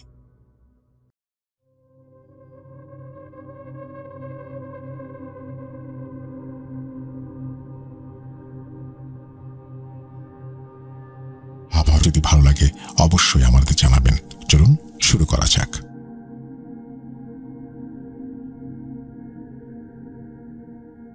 আসসালামু আলাইকুম রাসেল ভাই, আশা করি আপনারা সবাই ভালো আছেন। আমি বুট.com এর একজন ছোটখাটো ফ্যান বলতে পারেন। আমি আপনার বুথ এফএম শুনি সেই 2012 সাল থেকে। তো মাঝখান দিয়ে কিছুদিন শোনা হয় না, তারপর আবার যখন আপনি বুট.com শুরু করেন তখন থেকে আবার নিয়মিত শোনা হয়। তো অনেকদিন যাবৎ ভাবতেছি একটা ঘটনা পাঠাবো কিন্তু কোনোভাবে পাঠানো হচ্ছিল না। তো ফাইনালি আজকে ঘটনাটা রেকর্ডিং করে আপনাকে পাঠাবো। তো আমি কথা না বাড়িয়ে আমার ঘটনায় চলে যাই। আমার ঘটনাটা হচ্ছে আমার এক বড় ভাইয়ের সাথে। তো আমার বড় ভাই আমার ভাইয়ের সাথে যেভাবে বলছে আমি ঠিক সেভাবেই তার ভাষায় বলি। 2014 সাল আমরা 10-15 জন মানুষ মিলে একটা কাজের উদ্দেশ্যে কুমিল্লা যাই। তো কুমিল্লা বিশ্ব রোড থেকে আমরা যে গ্রামের উদ্দেশ্যে যাই সেই গ্রামটার নাম বলি, যদিও ওইখানে আমার পরিচিত কেউ নেই, তো বললেও হয়তো আমাদের কেউ চিনবে না তেমন একটা। ওই গ্রামটার নাম হচ্ছে কিংবামিশা। ওই গ্রামটা খুবই ফেমাস কুমিল্লার মধ্যে। কিংবামিশা গ্রামে আমরা যাই যে কোনো একটা কাজের উদ্দেশ্যে। তো এখানে যাওয়ার পরে আমরা একটা বাসায় তো যার কাজে যাই সে আমাদের একটা বাসা ঠিক করে দেয়, সেই বাসাতে আমরা উঠি। তো গ্রামটার কিছুটা বিবরণ দেই, তাহলে হয়তো আমাকে চিনবে যারা। ওই গ্রামটায় দুইটা মসজিদ আছে, যেটা আমার কাছে খুবই আশ্চর্যজনক লাগছে। একটা হচ্ছে কুমিল্লার মসজিদ, একটা হচ্ছে আওয়ামী লীগের মসজিদ, আর একটা হচ্ছে বিএনপির মসজিদ। তো আমরা যে বাসাটায় ছিলাম সেটা ছিল বিএনপির মসজিদের আশেপাশে। তো আমরা সেখানে কাজ করতেছি। তো হঠাৎ নারায়ণগঞ্জ থেকে আমাদের একটা বড় ভাই আমাদের উদ্দেশ্যে কুমিল্লা আসবে। তো উনি আমাদের ফোন করে জানায় যে উনি 7টা-8টার দিকে রওনা দিছে, তো আস্তে আস্তে হয়তো 12টা কি একটা বাজতে পারে। তো আমরা তারে যেখানে উনি আসবে সেই লোকেশনটা পাঠাই দেই। তো মাঝে সাঝে ফোনেও কথা হয় ওনার চিনার সুবিধা। পরে উনি আমাদের পাঠানো যে লোকেশন সেখানে আসার পরে যে বিএনপির মসজিদ, এই মসজিদটার এখানে উনি এসে দাঁড়ানোর পরে আমাদের বলে যে ভাই আমি তো এসে পড়ছি, তো তোমরা এসে আমাকে নিয়ে যাও। তারপরে আমরা ফোনে বলি যে ভাই আপনি এখানে ওয়েট করেন, আমরা আসতেছি এখন। তো আমাদের আস্তে আস্তে হয়তো কিছুটা লেট হয়, কারণ আমরা সবাই তখন রাতের খাওয়া দাওয়া করতেছিলাম। তারপর খাওয়া দাওয়া শেষ করে যখন আমরা ওইখানে এসে দেখি আমাদের বড় ভাই সেখানে নাই। তারপরে যখন ওনারে ফোন দেওয়ার পরে উনি আমাদের কাছে আসার পরে তার মুখে আমরা ঘটনাটা যেভাবে শুনছি, মানে যা ঘটছে তার সাথে, আমি সেটা বলি। তো বড় ভাই ওইখানে যখন দাঁড়ায় থাকার পরে তার ওই মসজিদের অপোজিটে একটা পুকুর আছে, পুকুরটার পাশে একটা বাজার, তো বাজারের পাশ দিয়ে একটা রাস্তা চলে গেছে আর একটা গ্রামে।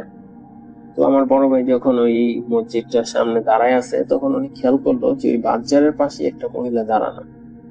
তো মহিলাটা ওনার দিকেই তাকায় আছে। তো উনি তো কুমিল্লাতে কাউরে তেমন চিনে না, তো ওই গ্রামে তো এর আগে কখনো আসেও নাই।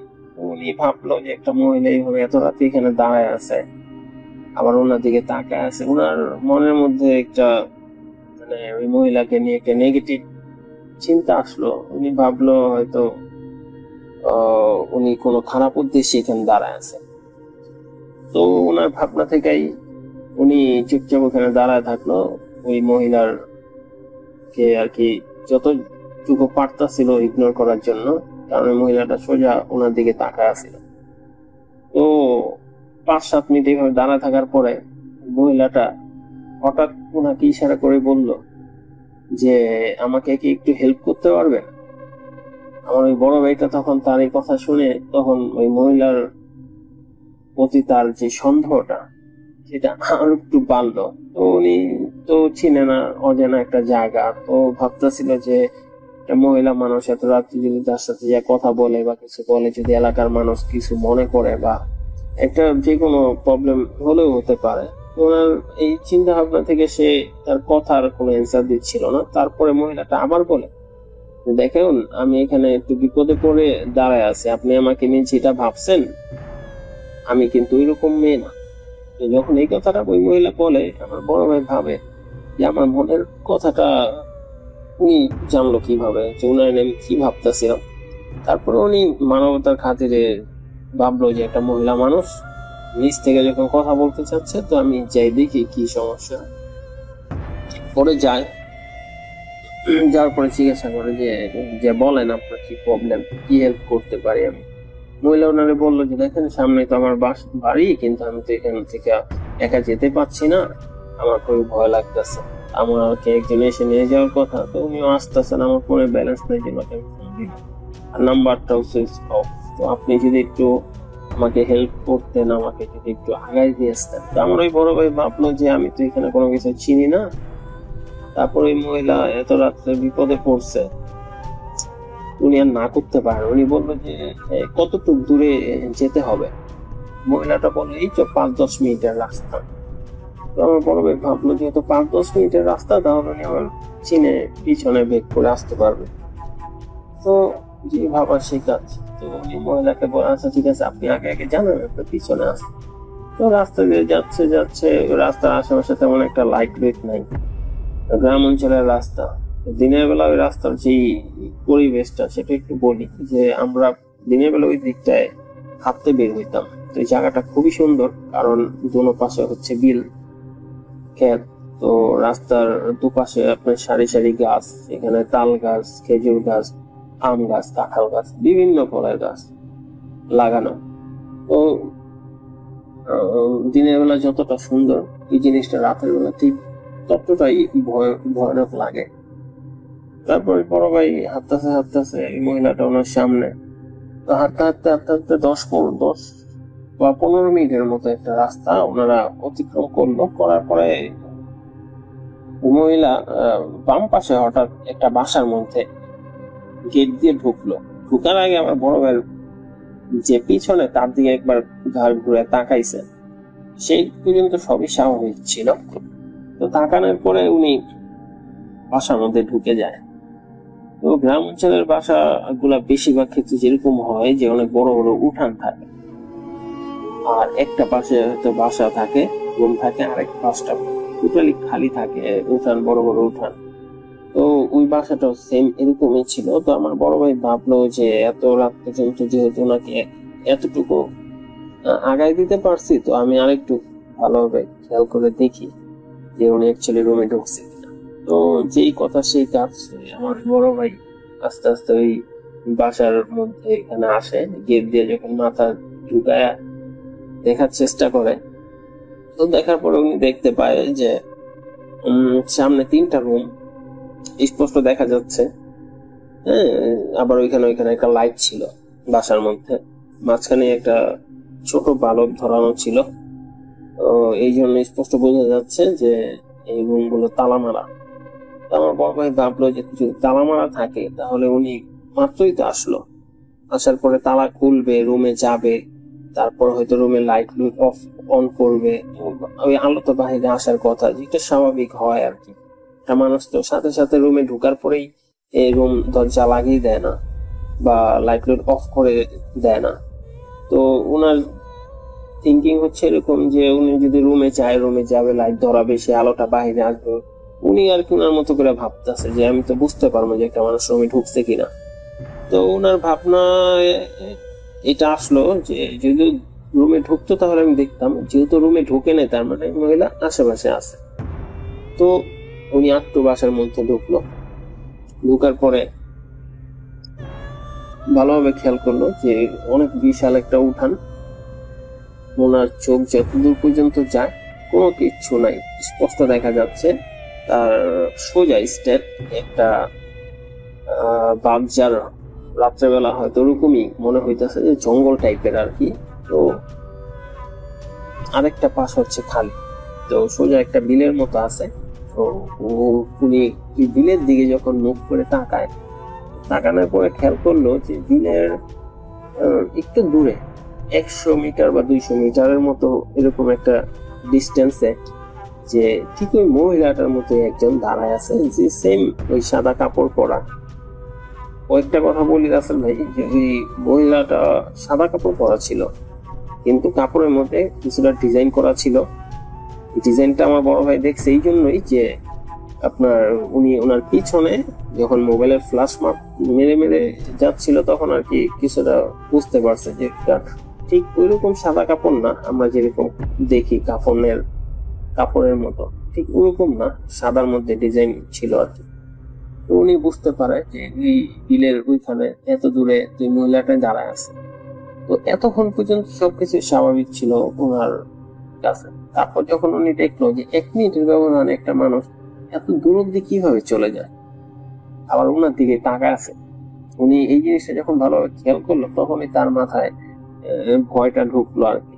উনি ভাবলো যে আমি হয়তো ভুল কোনো কিছু এইখানে এসে পড়ছি। তো ওনার মধ্যে তখন ভয়টা কাজ করলো। কাজ করার পরে উনি সাথে সাথে আমাদের ফোন দেয়। ওরা আমরা তো যতটুকু পারি রাস্তার আগায় আসি। আগে আসার পরে আমরা ওনারে বলি যে ভাই আপনি তো এমনিতে জায়গা চিনেন না, তারপরে আপনি আবার এই দিকে আসলেন কিভাবে? মানে ওইদিকে তো আপনার যাওয়ার কথা না এত রাত্রেবেলা। তারপর উনি আমাদের বলতেছে যে আচ্ছা আগে বাসায় চলো, পরে আমাদের বলতেছে ঘটনা কি হয়েছে। তারপর আমরা ওনারে দেখলাম যে উনি মানে দৌড়ায় দৌড়ে আসছে, তো ঘেমে ঘুমে একাকার একটা আতঙ্ক কাজ করতেছে ওনার মধ্যে, মানে শরীর হাত পা হয়তো কাঁপতেছে এরকম। পরে আমরা উনি নিয়ে বাসায় যাই। বাসায় যাওয়ার পরে উনি ফ্রেশ ট্রেশ হওয়ার পরে খাওয়া দাওয়া করে। খাওয়া দাওয়া করার পরে যখন ওনার জিজ্ঞাসা করি যে ভাই আপনি এত রাত্রিবেলা ওই দিকে কেন গেলেন, আপনার তো এখানে চেনার কোনো কথা না, ওই দিকটা অন্তত না। পরে উনি আমাদেরকে পুরো ঘটনাটা বলল। তো ঘটনাটা আমাদের বলার পরে যখন আমরা সবাই সবার উদ্দেশ্যে ঘুমানোর জন্য বলি, তো আমরা সবাই ঘুমিয়ে পড়ি। তো তখন কয়টা বাজবো, রাত্রে 3টা বা 4টা হবে। উনি মাত্রই ঘুমাইছেন, যেহেতু অনেক রাত করে আসছে। তো খাওয়া দাওয়া করতে করতেই রাত্রে 2টার মতো বেজে গেছে। তারপর হয়তো 1 ঘন্টা ঘুমাইছে, এর মধ্যে উনি চিৎকার দিয়ে ওঠে। তো ওনার চিৎকারে তো আমাদের সবার ঘুম ভেঙে যায়। তো আমরা লাইফ ধরানোর পরে তারা জিজ্ঞাসা করি যে ভাই কি হয়েছে, চিৎকার দিলেন কেন? তখন উনি বলতেছে যে ভাইয়া আমি তো তোমাদের যে ঘটনাটা বললাম মহিলাটাকে নিয়ে, সেই মহিলা তো আমার স্বপ্ন আসছে। আমরা তো কৌতূহল বশত তারা জিজ্ঞেস করি ভাই কি স্বপ্ন দেখলেন? উনি আমাদের বললো যে আমি যে মহিলাটাকে আগায় দিছি তার চেহারা তো স্পষ্ট আমার মনে আছে, কারণ তার আমি দেখছি সামনাসামনি। তারপর সে আমার স্বপ্নে আসলো, এসে আমাকে বলতেছে যে আমার বাসা পর্যন্ত আগায় দিছেন, এর জন্য আপনাকে ধন্যবাদ। আমি আরেকটু খুশি হইতাম যদি আপনি আমার সাথে আরেকটু আমার কাছাকাছি এসে আমার সাথে দেখা করে দিতেন, তাহলে আপনার জন্য আমার কাছে একটা ছোট গিফট ছিল, আমি সেই গিফট আপনাকে উপহার হিসেবে দিতাম। এটা বলে নাকি তার স্বপ্নের মহিলা একটা হাসি দেয়, রহস্যজনক হাসি দেয়। আর সেই হাসিটার মধ্যে নাকি একটা অন্যরকম ভয় ছিল, যেটা উনি বলে। এটা দেখে উনি অনেক ভয় পায়। তো ভয় পেয়ে আর কি চিৎকার দিয়ে ওঠে। তো এই ছিল রাসেল ভাই ওনার ঘটনা, যেটা উনি শেয়ার করছে আমাদের সাথে। তো যদি ভালো লাগে অবশ্যই ঘটনাটা শেয়ার করবেন লিসেনারদের সাথে। আর যদি এই ঘটনাটা সিলেক্টেড হয়, তো আমার কাছে আরো অনেকগুলা ঘটনা আছে, ওই ঘটনাগুলোও আমি নেক্সট টাইম পাঠানোর চেষ্টা করব। তো সবাই ভালো থাকবেন। আসসালামু আলাইকুম। আমি শামীম, বলছি নানুর।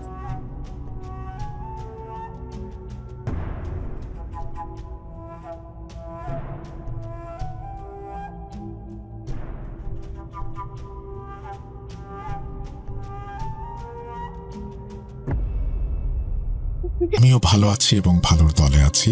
আর এই মুহূর্তে আমি যেটা করতে চাই সেটা হচ্ছে আরও একটি ঘটনায় যেতে চাই। অবশ্যই সেই ঘটনাটি অডিও ক্লিপ হিসেবেই কেউ পাঠিয়েছেন। চলুন কথা না বাড়িয়ে আমরা শুরু করি। আসসালামু আলাইকুম।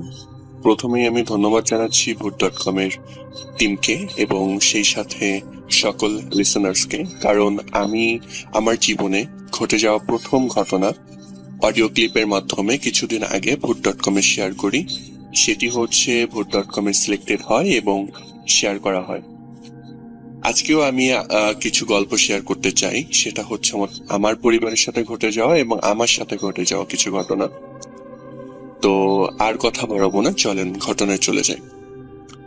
ঘটনাটা হচ্ছে সাতক্ষীরার কোনো একটা এলাকার। আমি একদম এলাকার নামটা বলবো না। যা হোক, আমরা তখন বাসা ভাড়া থাকতাম। তো আমরা একটা বাসা পাই। বাসাটা ছিল 4 তলা, 2 ফ্ল্যাটের বাসা। মাঝ দিয়ে সিঁড়ি, বাম হাতে ফ্ল্যাট এবং ডান হাতে ফ্ল্যাট।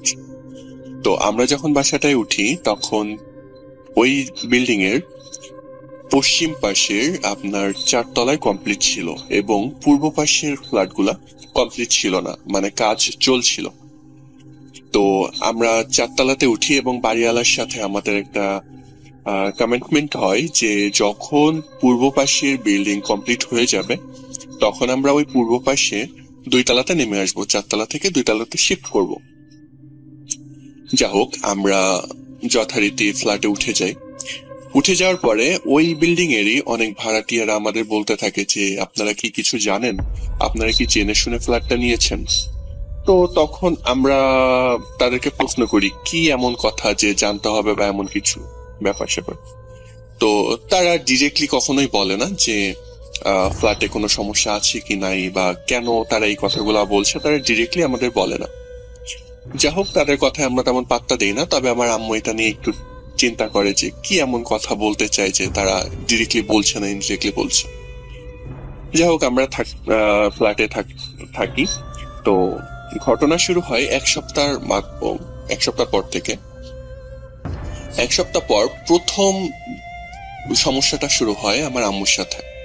আমার আম্মু ঘুমিয়ে যাওয়ার পরে প্রায় 1:30 কি 2টার দিকে আনুমানিক তখন শুনতে পেত যে আমি অথবা আমার ছোট ভাই আম্মুকে ডাকছি যে আম্মু দরজাটা খুলো, এমন ভাবে ডাকতো এবং দরজায় 2টা নক করতো। তো আম্মু দৌড় দিয়ে এমন হয়েছে 2-3 বার দরজা খুলতে গেছে, বাট খুলতে যেয়ে দেখে যে অনেক রাত, 2টা-2:30 বাজে। তো এত রাত্রে তো আমাদের বাইরে থাকার প্রশ্নই ওঠে না। তো আম্মু চেক করতে যেত আমাদের রুমে যে আমরা আছি কিনা, চেক করে দেখতো যে না, আমরা রুমে ঘুমাচ্ছি। তো আম্মু ভাবতো যে হয়তো বা মনের ভুল, সেইটা ভেবে আম্মু আবার ঘুমিয়ে যেত। তো একদিন রাতে আম্মুর ভুলটা ভাঙে যে ঠিক এমন 2টা-2:30 বাজে। তো আমি একটা হুজুরের কাছে পড়তাম আর কি, আরবি পড়তাম। তো আম্মু শুনে সেই হুজুর আম্মুকে ডাকছে দরজায় নক করে যে আপা দরজা খুলেন। তো আমার বাবা আম্মুর পাশে শুয়েছিল আর কি। তো আমার বাবারও ঘুম ভেঙে যায় নক করার শব্দে। তো আমার আম্মু তড়িঘড়ি করে উঠে, যেহেতু আম্মু ঘুমাচ্ছিল, ঘুম থেকে উঠে দরজাটা মেন দরজা খুলতে যায় আর কি। তো আমার বাবা তখন পিছন দিয়ে ডাকে যে তুমি কোথায় যাচ্ছ? তা বলে হুজুর আসছে, দরজাটা খুলে দিয়ে আসি। তো আমার বাবা বলে এখন কয়টা বাজে দেখছো? ঘড়ির দিকে তাকায় দেখে 2:30 বাজে। তো আমার বাবা আমার আম্মুর দিকে এবং আমার আম্মু আমার বাবার দিকে তাকিয়ে থাকে যে কি হলো। এবং আমার আমার আম্মু ভয় পাবে বিধায় আমার বাবা সেদিন রাতে আম্মুকে বলেনি যে বাবাও শব্দটা শুনেছে। পরের দিন সকালে উঠে বলে যে শব্দটা আমিও শুনেছিলাম এবং আমিও স্পষ্ট শুনেছি যে হুজুরের গলায় তোমাকে কেউ ডাকছে যে আপা দরজাটা খুলেন এবং দরজায় 2টা নক করছে। যাই হোক, এমন ঘটনা প্রায় ঘটতে থাকে। একটা ঘটনা গেল। দ্বিতীয় ঘটনা হচ্ছে সেম বাসায় আমি প্রায় মাগরিবের আজান দিবে এমন একটা সময় আমি বাইরে থেকে আসছি। এসে আমি ওয়াশরুমে গেছি ফ্রেশ হওয়ার জন্য। তো ওয়াশরুমে যেখানে আমরা বালতি রাখি, ট্যাপ থেকে যে বালতিটা পানি পড়ে ওই ট্যাপের নিচে, তো আমি বালতিটা সরিয়ে আমি পা ধুচ্ছিলাম আর কি, আর হাত দিয়ে পানি নিয়ে মুখে দিচ্ছিলাম। এমন সময় দেখি রাসেল ভাই, আমি এখনো বলছি আমার গায়ের কাটা খাড়া দিচ্ছে।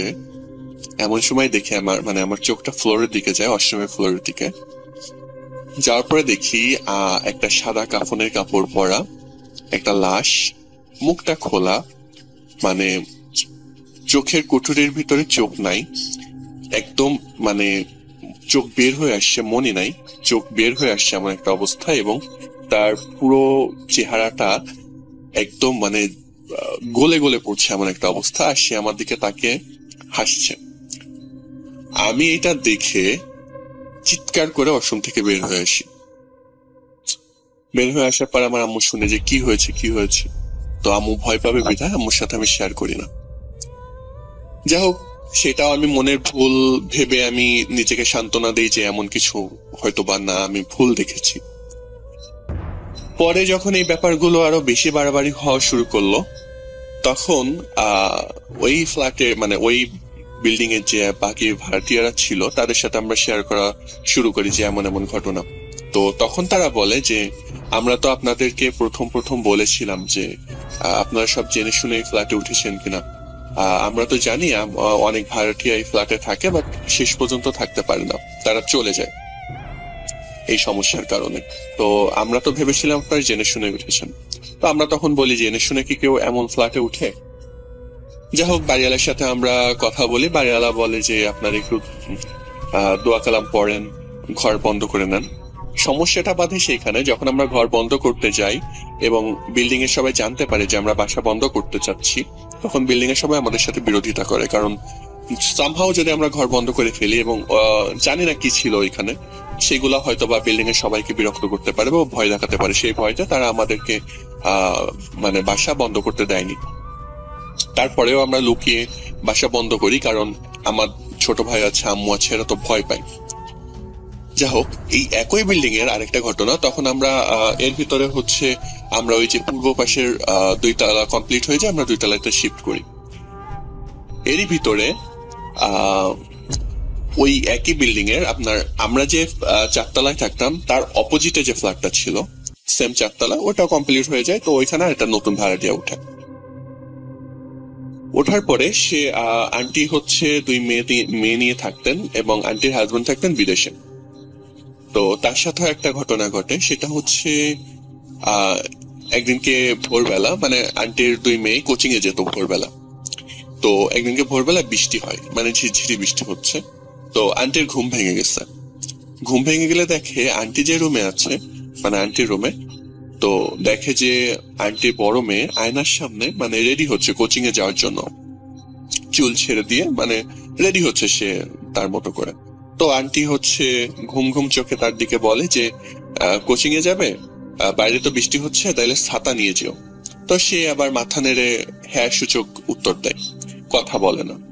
তো আন্টি ঘুমিয়ে যায়। ঘুমিয়ে যাওয়ার পরে আন্টির হঠাৎ করে মানে ঘুম ভেঙে যায়। কিরে, ওরা তো চলে গেছে, আমার তো মেন দরজা লক করতে হবে, ওরা চলে গেল, আমাকে ঘুম থেকে ডাকলো না, মেন দরজা তো খোলা। এইভাবে আন্টি ঘুম থেকে লাফতে উঠে এবং মেন দরজা চেক করতে যায়। তো মেন দরজা চেক করতে যখন যায় তখন দেখে যে না, দরজা লক করা, ভেতর থেকে লক করা, মানে বাইরে তারা কেউ যায়নি। তো আন্টি তখন ভাবে হয়তোবা বৃষ্টি হচ্ছে বাইরে, সেজন্য ওরা পড়তে যায়নি, হয়তোবা ঘরে বসে পড়ছে। তো আন্টি মেয়েদের রুমে যায়। রুমে যাওয়ার পরে দেখে যে সেম আন্টির বড় মেয়ে মানে আফসা আলো, রুমে লাইট নাই, আফসা আলোতে চেয়ারে বসে আছে এবং তার চুলটা পিছন দিক থেকে ঝুলছে আর কি, মানে চুল খোলা। তো আন্টি ভাবে যে হয়তোবা যেহেতু পড়তে যায়নি, হয়তোবা টেবিলে বসে পড়ছে বা এমন কিছু। আন্টি অত মাথায় অত কিছু নেয় না। আন্টি আবার মানে ঘুমাতে চলে যায়। তো আন্টি যখন শুয়ে পড়ে তখন আন্টির চোখটা যায় আন্টির মানে রুমে যে ওয়াল ঘড়িটা ছিল ওইটার দিকে। তো আন্টি তখন দেখে 2:30 বাজে। তো আন্টি তখন মানে লাফ দিয়ে আবার উঠে বসে, কি ব্যাপার, এখন 2:30 বাজে, আমার বড় মেয়ে হচ্ছে কোচিং এ যাওয়ার জন্য রেডি হলো, বাট কোচিং এ গেল না, আবার চেয়ারে বসে আছে, কি সমস্যা? আন্টি আবার আন্টির মেয়ের রুমে যায়। মেয়ের রুমে লাইট দিয়ে দেখে যে 2জন মেয়ে ঘুমাচ্ছে এবং মানে তাদের ঘুমটা, তারা রাতে যেমন ভাবে ঘুম পড়েছে তেমনই, মানে এর ভিতরে উঠলে তো বোঝা যায় যে তারা ঘুম থেকে উঠে যাবে, এমন কিছুই না। তো আন্টি তখন মানে খুবই ভয় পায় এবং এটা হচ্ছে আমাদের সবার সাথে শেয়ার করে যে এমন এমন হয়েছে। এর ভিতরে তার সাথে অনেক ঘটনা ঘটেছে, সেগুলো সময় পেলে অন্য সময় শেয়ার করব। তো এই ছিল আজকের ঘটনা। সিলেক্টেড হলে অবশ্যই আমাকে জানাবেন এবং আমার ইচ্ছা আছে ভবিষ্যতে কখনো যদি সুযোগ পাই আমি ভূত.com এসে সরাসরি স্টুডিওতে ঘটনা শেয়ার করব। আমার কাছে একটা অনেক বড় ঘটনা আছে যেটা হচ্ছে আমি অনেক পরে শেয়ার করব ইনশাল্লাহ। তো যা হোক, সবাই ভালো থাকবেন, আমার জন্য দোয়া করবেন, ভূত.com এর পাশে থাকবেন। আল্লাহ হাফেজ।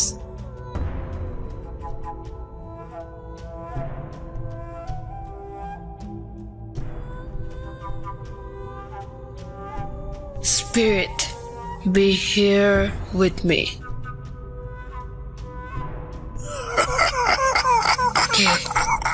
কে তুমি?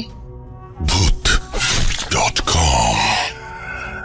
The fear returns with Russell.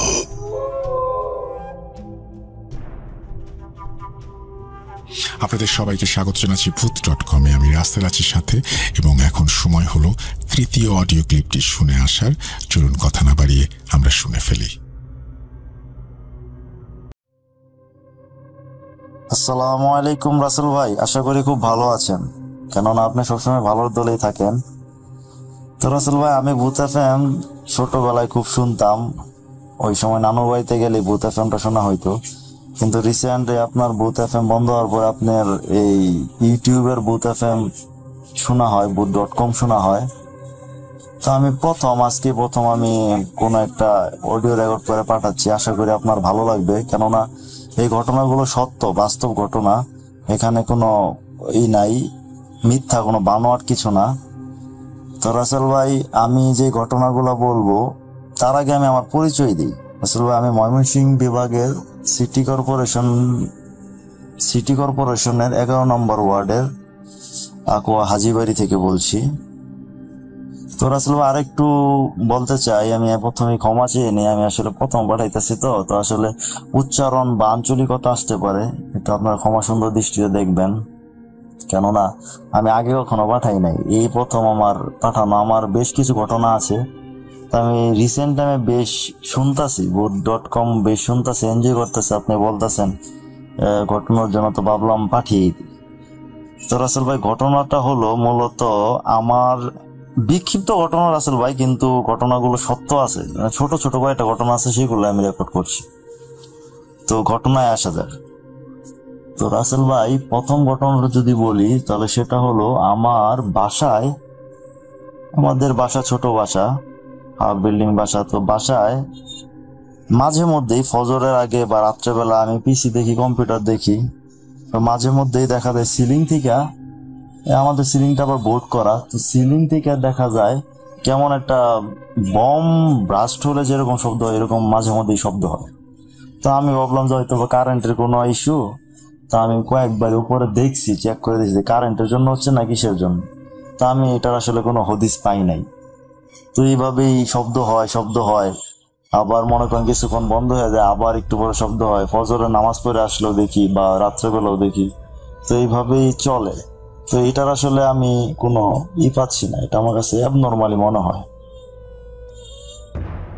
তো এই যে কাহিনী, কিন্তু এটা এখনো চলছে, কিছুদিন আগেও হয়েছে শব্দ, কিন্তু মাঝে মধ্যে হয়, আবার মনে করেন 2-1 দিন হয়, পর আবার বন্ধ, পরে আবার হয়, এরকম করে বিগত 2-3 বছর ধরে হচ্ছে, কিন্তু এটার আমি এখনো কোনো এটার সদুত্তর বা যে আপনার আসল কারণটা খুঁজে পাচ্ছি না। আপনারা কেউ যদি কোনো কিছু বুঝেন বা কোনো ধারণা দেন, তাহলে আমি সেটি পেলে একটু খুশি হব। তো রাসেল ভাই, এই হলো একটা। আরেকটা ঘটনা হলো আপনার, আমার নান্নু বাড়ি আমাদের এই 11 নম্বর ওয়ার্ড থেকে সিটি কর্পোরেশন, তাদের অঞ্চলটাও আমাদের সদরেই পড়েছে, আমাদের শহর থেকে প্রায় 11 কিলোমিটার দূরে, এই 8 কিলোমিটার কি 10 কিলোমিটার হবে, দাপুনিয়া নামক জায়গা। দাপুনিয়া থেকে আরেকটু ভিতরে 6 মাইলের পরে গাগরা ইউনিয়ন 11 নম্বর সুইলা পশ্চিমপাড়া আমার নানুর বাড়ি। তো সেখানে একটি ঘটনা ঘটেছে, সেটি হলো আপনার, আমি এই যে রিসেন্ট 2 দিন আগে আমি গিয়েছিলাম, সেখানে আমার মামাতো ভাই আছে 2 জন, বাবু এবং তামিম, তাদের সাথে বসে রাত্রেবেলা পুকুরের পাশে মাচায় বসে আড্ডা দিচ্ছিলাম। তখন কথায় কথায় বললাম যে আমি তো বুথ এফএম শুনতেছি, তোমাদের কি খবর, তোমরাও কি শোনো নাকি? না ভাই, আসলে ব্যস্ততার কারণে তেমন শোনা হয় না, মাঝে মধ্যে শুনি। তখন আমি তাদেরকে বললাম, তো তোমাদের কি কোনো ঘটনা আছে, এতদিন যাবত এখানে আসো, তো কোনো কিছু তো চোখে পড়তে পারে। তখন আমার মামাতো ভাই, আমার বড় মামার ছেলে, আমদাদ মামার ছেলে তামিম তখন আমার বললো, ভাই ঘটনা তো তেমন নাই, কিন্তু ঘটনা ছোট, কিন্তু ঘটনা সত্য, আমি নিজে দেখছি। আমি বললাম যে কি ঘটনা, বলো শুনি। তখন তামিম আমাকে বলল যে এখানে বলে রাখা, বলো রাসেল ভাই, তামিমের দাদু আবার নানা ছিল আপনার কবিরাজ, বুঝছেন? তো তামিমের নানা ছিল কবিরাজ, তার নাম ছিল কাদু মৌলভী, তিনি খুব বিখ্যাত ওই পার্শ্ববর্তী গ্রাম গোপালনগরের। তো এখানে যারা আছেন তারা হয়তো বা চিনবেন, গাদু মৌলভী খুব নাম করা কবিরাজ ছিল, তার নানা ছিল গাদু মৌলভী। তো তামিম ছোটবেলায় ওইখানেই থেকে বড় হয়েছে, পরে আপনার 2-3-তে হয়তো বা 2-3 এরকমই ওই সময় পরে এখানে আমাদের নানু বাড়িতে, দাদার বাড়িতে চলে আসে, নানার বাড়িতে সে বড় হয়েছে। তো ওখানে তার নানা মারা যাওয়ার পরে সে বেশ কিছু বাস্তব কিছু অনুধাবন করেন, যেমন আপনার ঘুমায় আছে, এটা তামিমের ভাষ্য মতে, তামিম আমার বলছিল যে ঘুমায় আছে, তো ঘুম হঠাৎ 3টার দিকে ভাঙে গেছে মধ্যরাতে, তখন বাইরে জানালাগুলো তাকিয়ে দেখে মেয়ের অবয়বে সাদা কি যেন দাঁড়ায় আছে, তখন তাড়াতাড়ি জানালা বন্ধ করে সে ঘুমিয়ে যায়। আবার আপনার দেখেন বাইরে দূরে ছায়ার মতো কালো যেন কি আছে, তখন সে ছোট, কিন্তু এগুলো সে বাস্তব নিজে দেখেছে। এগুলো রাসেল ভাই কোনো বানোয়াট না, সত্য ঘটনা রাসেল ভাই। তো তারপরে সে এরকম, তারপরে তার নানাও ছোটবেলা তার সাথে মজা করে বলতো, কিরে তুই কি কবিরাজ বিদ্যা শিখবি বা এরকম অনেক কিছু বলতো তাকে, তখন তো সে ছোট। আর তার নানার ব্যবহৃত কবিরাজি বিভিন্ন বই টই বেশ অনেক দিনই ছিল, এখনো আছে, কিন্তু এখন কই আছে টাইমের জানা নাই, তবে সেই কবিরাজের বইগুলা আছে সম্ভবত। এছাড়াও তো আমি বিভিন্ন সময় বিভিন্ন কিছু, কারণ তার নানা ওই প্রেক্ষিতে ওইখানে থাকা হয়েছে, এবং তাদের ওই নানুর বাড়ি এরিয়াটাও আপনার আমি গেছিলাম, ওইখানে এরিয়াটা জঙ্গল জঙ্গল অন্ধকার একটু। আপনি যদি যান বা আপনি যদি দেখেন তাহলে আপনি বলবেন যে আসলে এটা আসলে একটু ভয়ঙ্করই লাগে। সাথে পুকুর, নারিকেল গাছ, নারিকেল খাওয়া হয়েছে, নারিকেল গাছ, পুকুর, ডোবা, অন্ধকার জঙ্গলের মতো। আসলে ওদের বাড়িটা পুরানা, তো এরকম একটা পরিবেশ। তো এছাড়াও তামিমের বেশ কিছু ঘটনা আছে এরকম, সে দেখছে বন্দে মাছ ধরতে গেছে, তখন যায় দেখে বন্দের মধ্যে মাছ ধরতে গেছে, এই দূরে জঙ্গলের মধ্যে যেন কেমন কিরকম শব্দ হচ্ছে এরকম ঘটনা, বা পাশের পুকুরে কি যেন ঝাঁপ দেওয়া পড়ছে এরকম ঘটনা সে প্রায়ই দেখছে, কারণ গ্রামের ছেলে বুঝেন মাছ টাছ ধরে, তো এরকম দেখা হয়েছে তার। এছাড়াও রাসেল ভাই ওই যে আরেকজন মামাতো ভাই আছে, তার ঘটনাটা বলি। এটা কিন্তু রাসেল ভাই বেশি দিন আগের না, এই যে কালকে আমি আসছি নানু বাড়িতে, কালকে আসি, পরশু দিন রাত্রেবেলা কারেন্ট চলে গেছিল, ওখানে বসছিলাম, তখন এই দুই ভাইয়ের সাথে কথা বলছি। তো পরে ওই ভাই যে বললো বাবু, সেও আমার বড় মামার ছেলে, আতিক মামার ছেলে বাবু, সে আমাকে বললো, আমি জিজ্ঞাসা করলাম তোমার কি ঘটনা আছে বলো, তুমি তো দেখতেই পারো জিন আছে, এটা কোরআনেও আছে, দেখতেই পারো বাবু, তুমি বলো তোমার এই পর্যন্ত তুমি কি কোনো কিছু দেখছো নাকি? ভাই দেখছি তো কিছু কিছু, কিন্তু ছোট, কিন্তু আসলে সত্য বলা কিন্তু ছোটই হয় রাসেল ভাই, এত ভয়ানক ভাবে এত কিছু হয় না। তো বাবু আমাকে বললো যে আমি দেখছি, আমি যখন এই 5-7 বছর 8-10 বছর আগে আমাদের পুরান টয়লেট ছিল রান্নাঘরের পিছনে এই বাসজারের সাথে, তো ওইখানে নাকি সে গেছে, তখন দেখে বাথরুম থেকে বের হয়ে দেখে জঙ্গলে দিয়ে কি যেন ছায়া মূর্তি এরকম লম্বা হয়ে দাঁড়ায় আছে, বা আপনার বিভিন্ন জায়গায় ওইদিকে আবার খেয়াত ছিল, ওইখানে কিরকম শব্দ শিয়ালের মতো কিরকম ভয়ঙ্কর একটা সিচুয়েশন। পরে আবার আপনার ওই খাসি বা ওই পাঠা বলি আমরা আঞ্চলিকভাবে, সেগুলা যে গন্ধ, এরকম গন্ধ বাইসে আসা, এরকম ছোট ছোট দেখা হয়েছে। বা বাজার থেকে আসার সময় বাবু দেখছে ওই ভাসজার আপনার সামনে ঝুঁকা পড়তেছে। এছাড়া মনে করেন আমাদের ওইখানে পুকুরের পাশে ওইদিকে একটা ওই জায়গাটা নিয়ে অনেকের অনেক মত আছে, ওই জায়গা দিয়ে গেলে নাকি মাছ টাছ নিয়ে গেলে, এগুলো যে ঘটনা শুনি রাসেল ভাই, এগুলো আসলে সত্য, বিভিন্ন গ্রামে হয়, আমাদের এখানে হয়েছে। মাছ নিয়ে গেলে আপনার দেখা গেছে যে বাস নামায় দিতেছে, পরে আবার কিছুক্ষণ অপেক্ষা করলে হয়তো বা একটু কিছু কথা বললে তারপরে নাকি বাস আবার উঠা যায়, এরকম জায়গা আছে। আবার ওই জায়গায় আপনার খেজুর গাছ ছিল অনেক মাথার, এটা আম্মার মুখে শুনছিলাম আমার নানু বাড়ির। আবার ওইদিকে একটা তাল গাছ ছিল, ওইখানেও অনেক সময় অনেক কিছু হয়েছে। আবার জনমুখে কথা আছে যে আপনার ওই তাল গাছটা যে ছিল ওটা ঠাড়া পড়ে মরে গেছে, ঠাড়া পড়ে আসলে গাছটা নষ্ট হয়ে গেছে, একদম চির হয়ে গেছিল অনেকদিন আগে, 10-15 বছর আগে। তো তখন নাকি ওই নিয়ে নাকি ল্যাংড়া শয়তান থাকতো। তো ল্যাংড়া শয়তান এটাও আপনার একটা কথা আছে, যেমন ল্যাংড়া শয়তান, তখন এটা আম্মুর মুখে শুনছিলাম যে আম্মুর দাদা আমার বড় বাবা ওই জবান আলী মন্ডল, উনি আবার মন্ডল ছিলেন, বিচার আচার করতেন গায়ের, তো উনি খুব প্রভাবশালী ছিলেন। তো ওই জবান আলী মন্ডল উনি করছে কি, উনি নাকি ওই শয়তানকে বাড়ি মাইরা ঠ্যাং ল্যাংড়া করে দিয়েছে, এরকম জনমুখে আছে। সত্যটা কতটা আমি ঠিক জানি না, তবে ওই বড় বা উনি আসলে শয়তান নাকি দেখছে, এটা আমার আম্মু বলছে, আম্মুরা শুনছিল তখন, আম্মুর দাদা মানে আমার বড় বাবা। এরকম ঘটনা আছে। আর একটি ঘটনা হলো রাসেল ভাই, সেটা হলো এই মনে করেন 15 কি 17 এর মধ্যে হবে বা 18, তো আমরা সবাই শীতের ছুটিতে নানু বাড়িতে পিঠা খাইতে গেছি সবাই, ফ্যামিলি সবাই। তখন দেখা গেছে যে আম্মু নানু আন্টিরা ওই পশ্চিম পাড়া ওইখানে পিঠা ভাঙতে গেছিল বা একটা দরকারে গেছিল, রাত বাজে 11টা। সাথে আবার আমার এক মামা ছিল, আসার সময় আস্তে আস্তে মেঠো পথ দিয়ে আস্তে আস্তে তখন নাকি পেছন থেকে বিড়ালের একটা শব্দ, বিড়ালের ডাক। তখন দেখা যায় যে বিড়ালের ডাক শুনে নানু আম্মু আম্মু বলতেছে যে কি ডাকে, আবার আমার ছোট বোনের সাথে ছিল। তখন নানু বলে যে তোমার পিছনে তাকায়ও না, কিছু একটা হইতে পারে, কারণ ওইদিকে কবরস্থান ছিল, জিনের উপদ্রব থাকতেই পারে, কবরস্থানে থাকতেই পারে। তো পিছনে আরো ওইখানে ফাঁসিও নিয়েছিল, ওইখানে কবর টবর ছিল, ওইখানে তাল গাছ ছিল, খেজুর গাছ ছিল। তো আগে আসতেছিল, তখন ওই মামাদের সাথে গেছিল, মামা বলছে আফা আপনারা তো পিছনে তাকায়েন না, মামার নাম ছিল মুফাজ্জল, তাকায়েন না, সোজা আসেন। তারা নাকি সোজা আসছে, কিন্তু শব্দ শুনে বুঝছে যে এটা একটা বিড়াল। তো এইভাবে তারা আসলো, তখন তারা বললো। আবার আরেক সময় দেখা গেছে আম্মু নানু বাড়িতে 11টার দিকে মাংস টাংস বা কোনো কিছু রান্না করতেছে, যে পিছন থেকে আবার মামিও ছিল, পিছন থেকে নাকি কিরকম একটা গন্ধ আসে। এই যে আপনার বললাম বাবু দেখছিল, গন্ধ পাইছিল, ওই জায়গাটা থেকে একটা গন্ধ আসে, খাসির গন্ধ বা পাঠার গন্ধে যেরকম মাংসের গন্ধ বা শরীরের গন্ধ থাকে ওইরকম গন্ধ আসতেছে। এরকম আম্মু দেখছে, শুনছে, ভয়ে পরে মামি বেরিয়ে আসে বলছে, আম্মু পরে আসে বলে ও মাছ ভাজছিল, ওই দিন মাছ ভাজতেছিল, বুঝছেন, মাছের জন্য এরকম গন্ধ। এটা হয় ওইখানে প্রায়ই শোনা যায়। তো রাসেল ভাই আম্মু পরে চলে আসছে। এছাড়া রাসেল ভাই আরেকটা ঘটনা আছে, সেটা হলো ওই নানু বাড়িতেই ঘটনাটা হলো আপনার, যে আম্মু যাচ্ছে,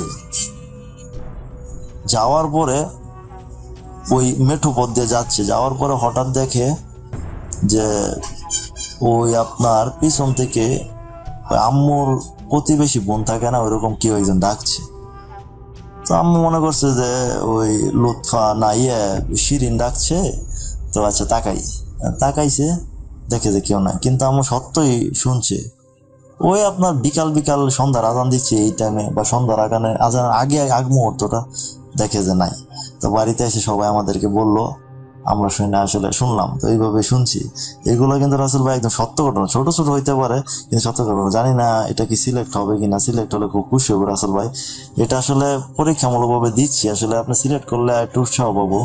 তো আশা করি পরবর্তীতে আরো ওইখানে নানু বাড়ি রিলেটেড অনেক ঘটনা আছে, ওই মামাদের কাছ থেকে শুনে আমি ইনশাল্লাহ আপনাকে পাঠাবো। আশা করি আপনি এই ঘটনাটি বুথ FM booth.com আপনি রিলিজ করবেন, আশা রাখছি। এবং শ্রোতারা আসলে জানি না কতটা ভালো লাগবে, কিন্তু এগুলো সত্য ছোট ছোট ঘটনা, আশা করি আপনি প্রকাশ করবেন। আর আরেকটা বিষয় হলো রাসেল ভাই, ঘটনাটি যদি সিলেক্ট হয় তাহলে আপনি অবশ্যই আমাকে একটু রিপ্লাই দিবেন। আর কথার মধ্যে বা আঞ্চলিকতা আসতে পারে, বুঝতেই হবে, সবাই ক্ষমা সুন্দর দৃষ্টিতে দেখবেন। যদি সিলেক্ট হয় রাসেল ভাই, প্লিজ আমাকে একটু রিপ্লাই দিয়ে জানাবেন। তো রাসেল ভাই এই ছিল আমার ঘটনা, সবাই ভালো থাকবেন, রাসেল ভাই ভালো থাকবেন, আল্লাহ হাফেজ।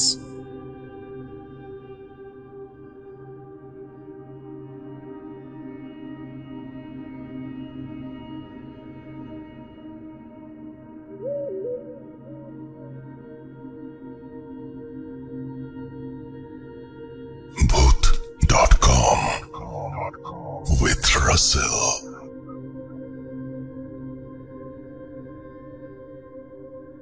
আসসালামু আলাইকুম রাসেল ভাই ও প্রিয় লিসেনার্স, আশা করছি আপনারা সবাই ভালো আছেন এবং সুস্থ আছেন। আমি মোহাম্মদ সিফাত আলম, ভুট্টোক্রমে একজন মডারেটর বলছি চট্টগ্রাম থেকে। আজ আমি আপনাদের জন্য নতুন একটি ঘটনা নিয়ে হাজির হলাম।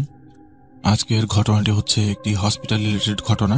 ঘটনাটি প্রায় হচ্ছে 50 থেকে 60 বছর আগের একটি ঘটনা। এই ঘটনাটি আমি কালেক্ট করেছি আমার এক পরিচিত বন্ধুর কাছ থেকে। তো ঘটনাটি হচ্ছে আমি আমার বন্ধুর ভাষাতেই শেয়ার করছি। তো চলুন শুনে আসি ঘটনাটি। আমার বন্ধুর নাম হচ্ছে সাকিব। তো সাকিব যেভাবে আমার সাথে ঘটনাটি শেয়ার করেছে আমি ঠিক সেভাবেই আপনাদেরকে বলার চেষ্টা করছি। আসসালামু আলাইকুম সবাইকে, আমি সাকিব।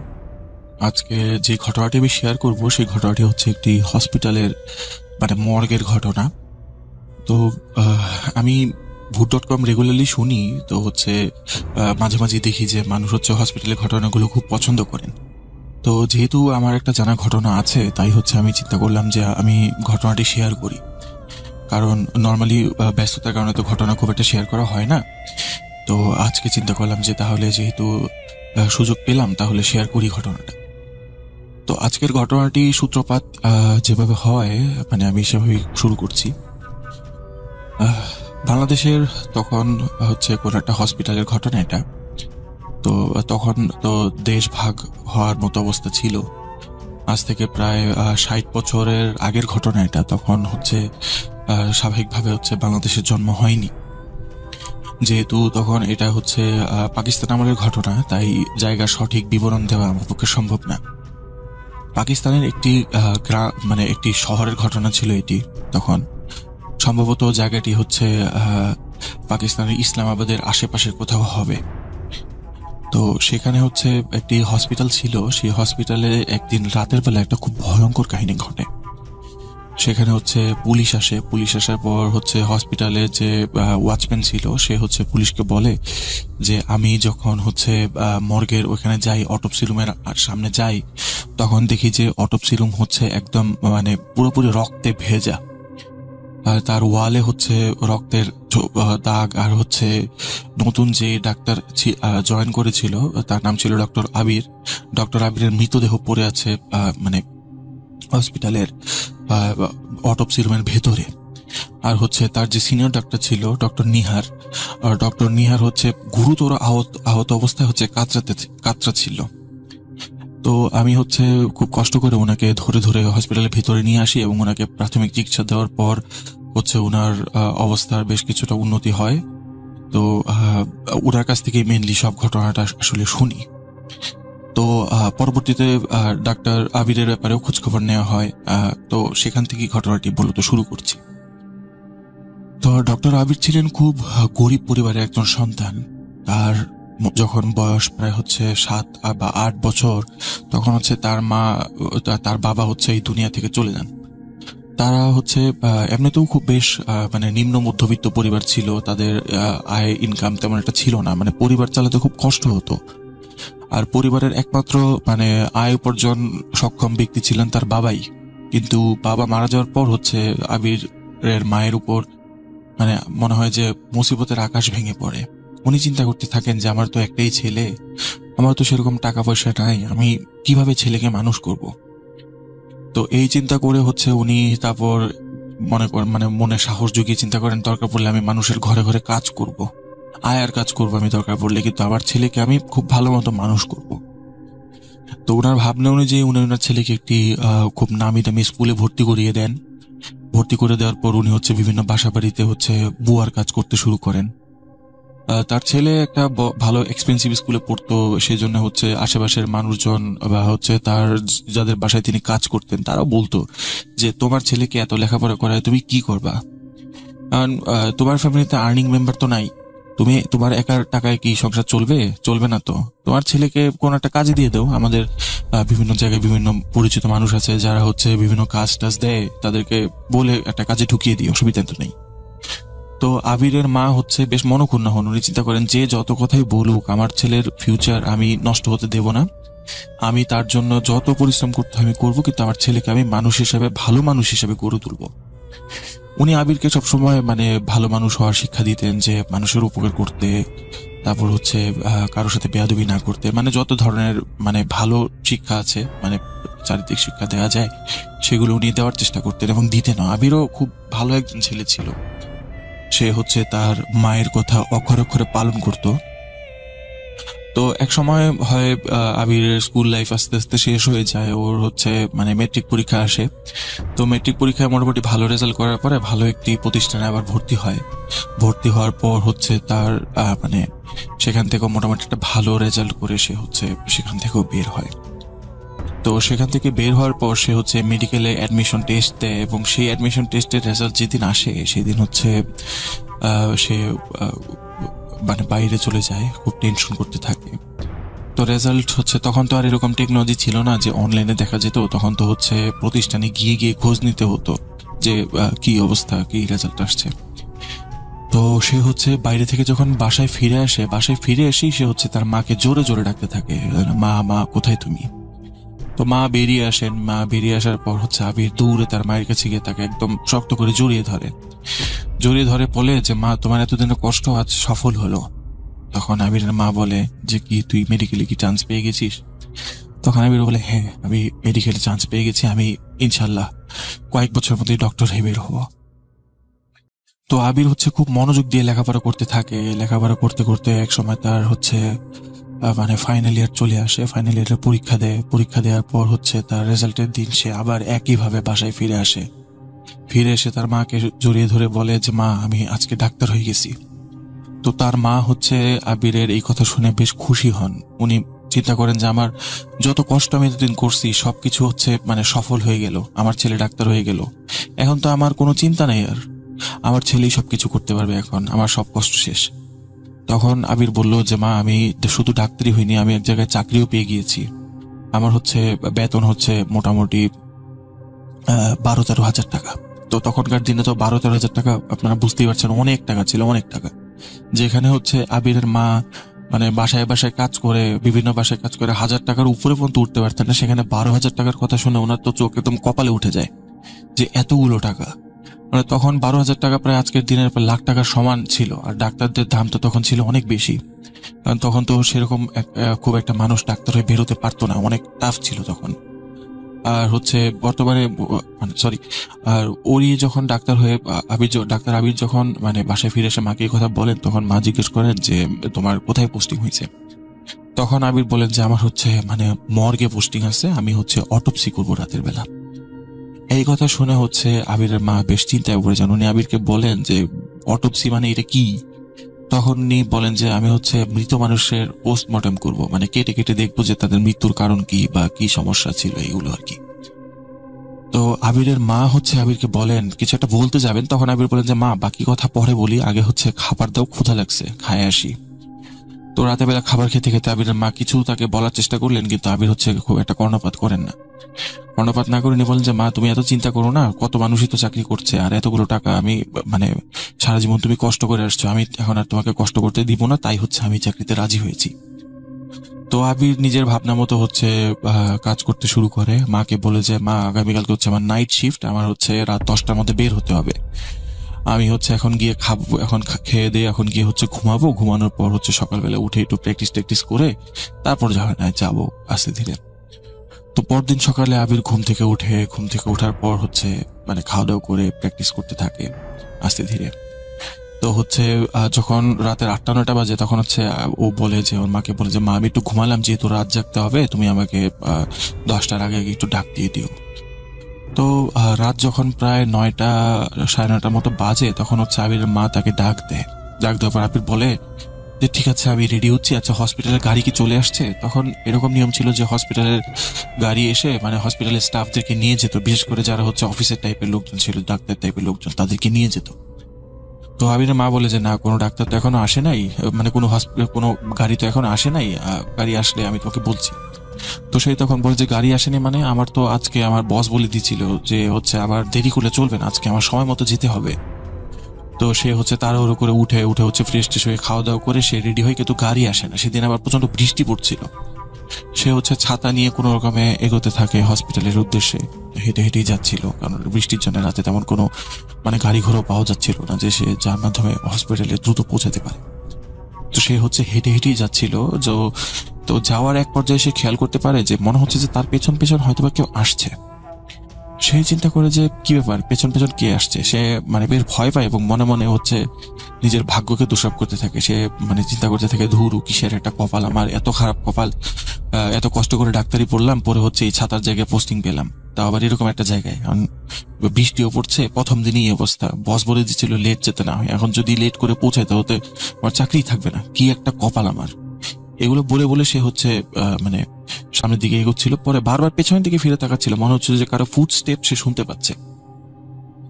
তো পেছন ফিরে যখন তাকায় তখন আর কাউকে দেখতে পায় না।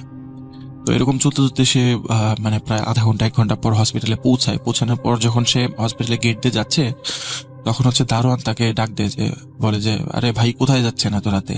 এখন রাতের বাজে হচ্ছে আপনার 11:30, আপনি এখন কই যাচ্ছেন এখানে? তখন বলেছে কই যাচ্ছি মানে, আমি হচ্ছে এখানে নতুন ডাক্তার আবির, আমি মানে মর্গের ইনচার্জ। তখন হচ্ছে ওয়াচম্যান বলে যে সরি স্যার, আসলে বুঝতে পারেনি, হ্যাঁ বড় স্যার ভিতরে আছেন, উনি তো আপনার কথা বলেছিলেন, তো আপনি যে আজকে আসবেন এই বৃষ্টির মধ্যে, আমরা আসলে মানে ভাবি নাই, এই জন্য আর কি আপনাকে চিনতে পারিনি, সরি। তো আবির বললো যে আচ্ছা ঠিক আছে আমি যাচ্ছি ভিতরে। তো এই কথা বলে সে হচ্ছে ভেতরে চলে যায় আইডি কার্ডটা শো করে। তো ভেতরে যাওয়ার পর হচ্ছে সে মানে আগের দিনই যেহেতু অফিসের সাথে কথা বলে গিয়েছিল, তাই অফিসের নিহার আর কি ছিল তখন ডাক্তার, উনি মর্গের মেইন চার্জে ছিলেন আর কি, অটোপসি চার্জ। তো উনি ওনার সাথে মর্গের রুমটা চিনে গিয়েছিলেন। তো উনি ভেতরে গিয়ে দেখেন মর্গের দরজাটা ওপেন, মানে অটোপসি রুমের দরজাটা ওপেন করতে আবির বেশ আটকে ওঠে। সে একটা চিৎকার দিয়ে দেয়। তখন ডাক্তার নিহার তার দিকে ঘুরে বলে যে কি ব্যাপার, ডাক্তারি কি পাশ করছে এরকম চিৎকার চেঁচামেচি করার জন্য? লাশ কি জীবনে দেখো নাই? তখন বলে যে স্যার লাশ তো দেখছি, কিন্তু এরকম লাশ তো আগে কখনো দেখি নাই। তো ডাক্তার বলে যে লাশ, এটা কি সমস্যা কোথায়? এর থেকেও কত খারাপ লাশ ভেতরে পড়ে আছে, দেখতে হবে। তো আবির যে লাশ দেখেছিল সেটা বর্ণনা ছিল এরকম যে হচ্ছে কেউ একজন তাকে মানে বহুতবার ছুরিকাঘাত করে বুকের মধ্যে, পেটের মধ্যে। এরপর হচ্ছে ওর মানে মাথার মধ্যে হচ্ছে পাথর দিয়ে মানে বাড়ি দিয়ে হচ্ছে মানে পাথর নিক্ষেপ করে বা বড় একটা পাথর দিয়ে বাড়ি দিয়ে ওর মাথাটা হচ্ছে থেতলে দেয়। ওর চোখগুলো বের হয়ে রয়েছিল, ওর ব্রেনটা হচ্ছে মাথার এক পাশে ঝুলে ছিল, আর হচ্ছে ওর চাপা ভাঙা ছিল। তো ডাক্তার নিহার বলেন যে তুমি এখন এটা লাশটাকে ভালো মতো দেখো, এটার অটোপসি তুমিই করবা, আমি হচ্ছে আমার শিফট শেষ, আমি হচ্ছে আমার কেবিনে গিয়ে বসছি। তখন আবির বলে যে স্যার আপনি এখানে থাকলে ভালো হতো না? আমার প্রথম দিন, আমার এমনিতে কেমন যেন লাগছে লাশটা দেখে, আপনি যদি থাকতেন তাহলে বেটার হতো। তখন নিহার বলে যে আরে এখানে থাকতে হবে না, আমাদেরও শুরুতে এরকম লাগছে, কিন্তু কিছু করার নেই, আমি কেবিনেই আছি, তুমি তোমার এই অটোপসিটা শেষ করে আসো, আমরা একসাথে চা বা কফি খাবো। তো আবির হচ্ছে তার অটোপসি শুরু করে। ডাক্তার নিহার চলে যান। অটোপসি করতে করতে এক পর্যায়ে আবির খেয়াল করে যে হচ্ছে মানে তার হচ্ছে লাশের বুক কাটতে হবে। তো বুক কাটার পর সে দেখে যে বুক থেকে জমাট বাঁধা কালো রক্ত একদম ফিনকি দিয়ে বেরিয়ে তার মানে গায়ের মধ্যে লেগে যায়। তো সে সেগুলো পরিষ্কার করতে যায়। সেগুলো পরিষ্কার করে সে যখন নিজের ফেসে পানি দেয়, মানে আয়না দেখছিল, তখন সে খেয়াল করে হুট করে সে দেখতে পায় যে তার পেছনে যে লাশটা ছিল সেই লাশটা উঠে বসে আছে। এটা দেখে তো সে প্রচন্ড ভয় পেছন দিকে ফিরে থাকে, কিন্তু পেছন ফিরে দেখে যে না, সবকিছু ঠিকই আছে। তো সে আবার অটোপসি করতে যায়। অটোপসি করতে করতে এক সময় সে মানে ফিল করে যে পাশে যে মানে মানে লাশ কাটা ঘর আছে, ওটা সেখানে হচ্ছে মানে মুর্দা ঘর যেটাকে বলে, সেই মুর্দা ঘরের ভেতর থেকে কেমন যেন মানে গম গম শব্দ আসছে, মনে হচ্ছে যে কোনো একটা হিংস্র পশু কারো হাড্ডি বা মাংস চিবিয়ে চিবিয়ে খাচ্ছে, এরকম একটা সাউন্ড আসছে। তো সে যখন মানে সেই মুর্দা ঘরটা ওপেন করার পর দেখে যে সেখানে মানে অসংখ্য মানে মৃতদেহ দাঁড়ানো অবস্থায় আছে, এবং এক একজনের হাত বা পা থেকে বা মাথা থেকে মাংস খুলে খুলে খাচ্ছে। আর মানে এত বিচ্ছির একটা শব্দ হচ্ছে, আর তারা আবিরকে দেখে মানে এত বিচ্ছির একটা হাসি দেয় যে আবির প্রচন্ড জোরে চিৎকার দিয়ে হচ্ছে সে মানে মাটিতে পড়ে গিয়ে হচ্ছে পেছন যেতে যেতে সে হচ্ছে মানে অটোপসি রুম থেকে বের হওয়ার জন্য দরজার কাছে চলে যায়। দরজার কাছে এসে দেখে যে দরজাটা বাইরে থেকে লক, সে আর দরজা কিছুতেই খুলতে পারছে না। তো সে মানে চিৎকার চেঁচামেচি করতে করতে কানের মধ্যে হাত দিয়ে চোখ বন্ধ করে এক কোনায় গিয়ে বসে থাকে, এবং দেখতে মানে চোখ খুলে দেখতে পায় যে সেই মানে মৃতদেহগুলো যেগুলো আর কি মানে মুর্দা ঘরে ছিল, লাশ কাটা ঘরে ছিল, সেখানে হচ্ছে সেই দিক থেকে হচ্ছে তার দিকে এগিয়ে আসছে। সে এটা দেখে হচ্ছে প্রচন্ড ভয় পায়। তো ভয়ে চোখ বন্ধ করে বসে থাকে। কিছুক্ষণ পর সে খেয়াল করে যে আশেপাশে কোনো সাউন্ড আর হচ্ছে না। তারপর সে চোখ খুলে দেখে যে না, সবকিছু ঠিকই আছে, এবং হচ্ছে যেই মানে মৃতদেহটা পড়েছিল সেটাও সেই জায়গা মতোই আছে। তো সে হচ্ছে নিজেকে কিছুটা নর্মাল করে হচ্ছে চোখে মুখে পানি দেয়, ভাবে যে হয়তো ভুল দেখলাম। এরকম করে হচ্ছে আবার লাশ কাটতে শুরু করে। তো লাশ কাটতে শুরু হওয়ার কিছুক্ষণ পর সে আবার একই জিনিস ফিল করে যে ওই লাশটা তার গলা চিপে ধরে, এরকম মনে হলো তার কাছে। সে দেখতে পাচ্ছে যে লাশটা তার গলা চিপে ধরে আছে, আর হচ্ছে সে তার মানে ভাঙা মুখ থেকেই চোয়াল থেকে একটা ধরনের হাসি দিচ্ছে, আর হচ্ছে নিজের হাত থেকে মাংস খুলে নিজের মুখে দিয়ে চাবানো শুরু করলো। এটা দেখে তো সে আরো জোরে চিৎকার দেয়। তার চিৎকার শুনে হচ্ছে ডক্টর নিহার হচ্ছে সেখানে চলে এসে দরজার ভেতর ঢুকে আবিরকে জিজ্ঞেস করে, আবির কি হয়েছে, তুমি এরকম চিৎকার করছো কেন? তারপর হচ্ছে উনি মানে মুর্দা ঘরের দিকে তাকিয়ে জীবনের সব থেকে বড় ধাক্কাটা খান। উনি দেখেন মুর্দা ঘরে যত লাশ ছিল সবগুলো লাশ বিভিন্ন ভাবে কাটা, এবং মুর্দা ঘরের চারপাশে হচ্ছে মানে রক্ত দিয়ে ভরা। লাশগুলো এমন ভাবে কাটা মনে হয় যে কেউ পাগলের মতো তাদেরকে খালি কুপিয়েছে, আর নিচে সমানে রক্ত এবং মাংস পড়ে আছে, হাড্ডি গুড্ডি সহ ভাঙা অবস্থায় পড়ে আছে। মনে হচ্ছে কেউ কুপিয়েছে, না হলে হচ্ছে কোনো একটা ভারী বস্তু দিয়ে থেতলে দিয়েছে, এরকম অবস্থা। তো তখন ডক্টর নিহার আবিরকে জিজ্ঞেস করে যে কি ব্যাপার ডক্টর আবির, আপনি এসব কি করেছেন? তখন আবির বলে যে না, আমি এসব কিচ্ছু করিনি, আমি এসব কিছু জানি না। তখন তাকে জিজ্ঞেস করে আসলে এখানে হলো কি হয়েছে? তারপর হচ্ছে ডক্টর আবির ডক্টর নিহারকে সবকিছু খুলে বলেন।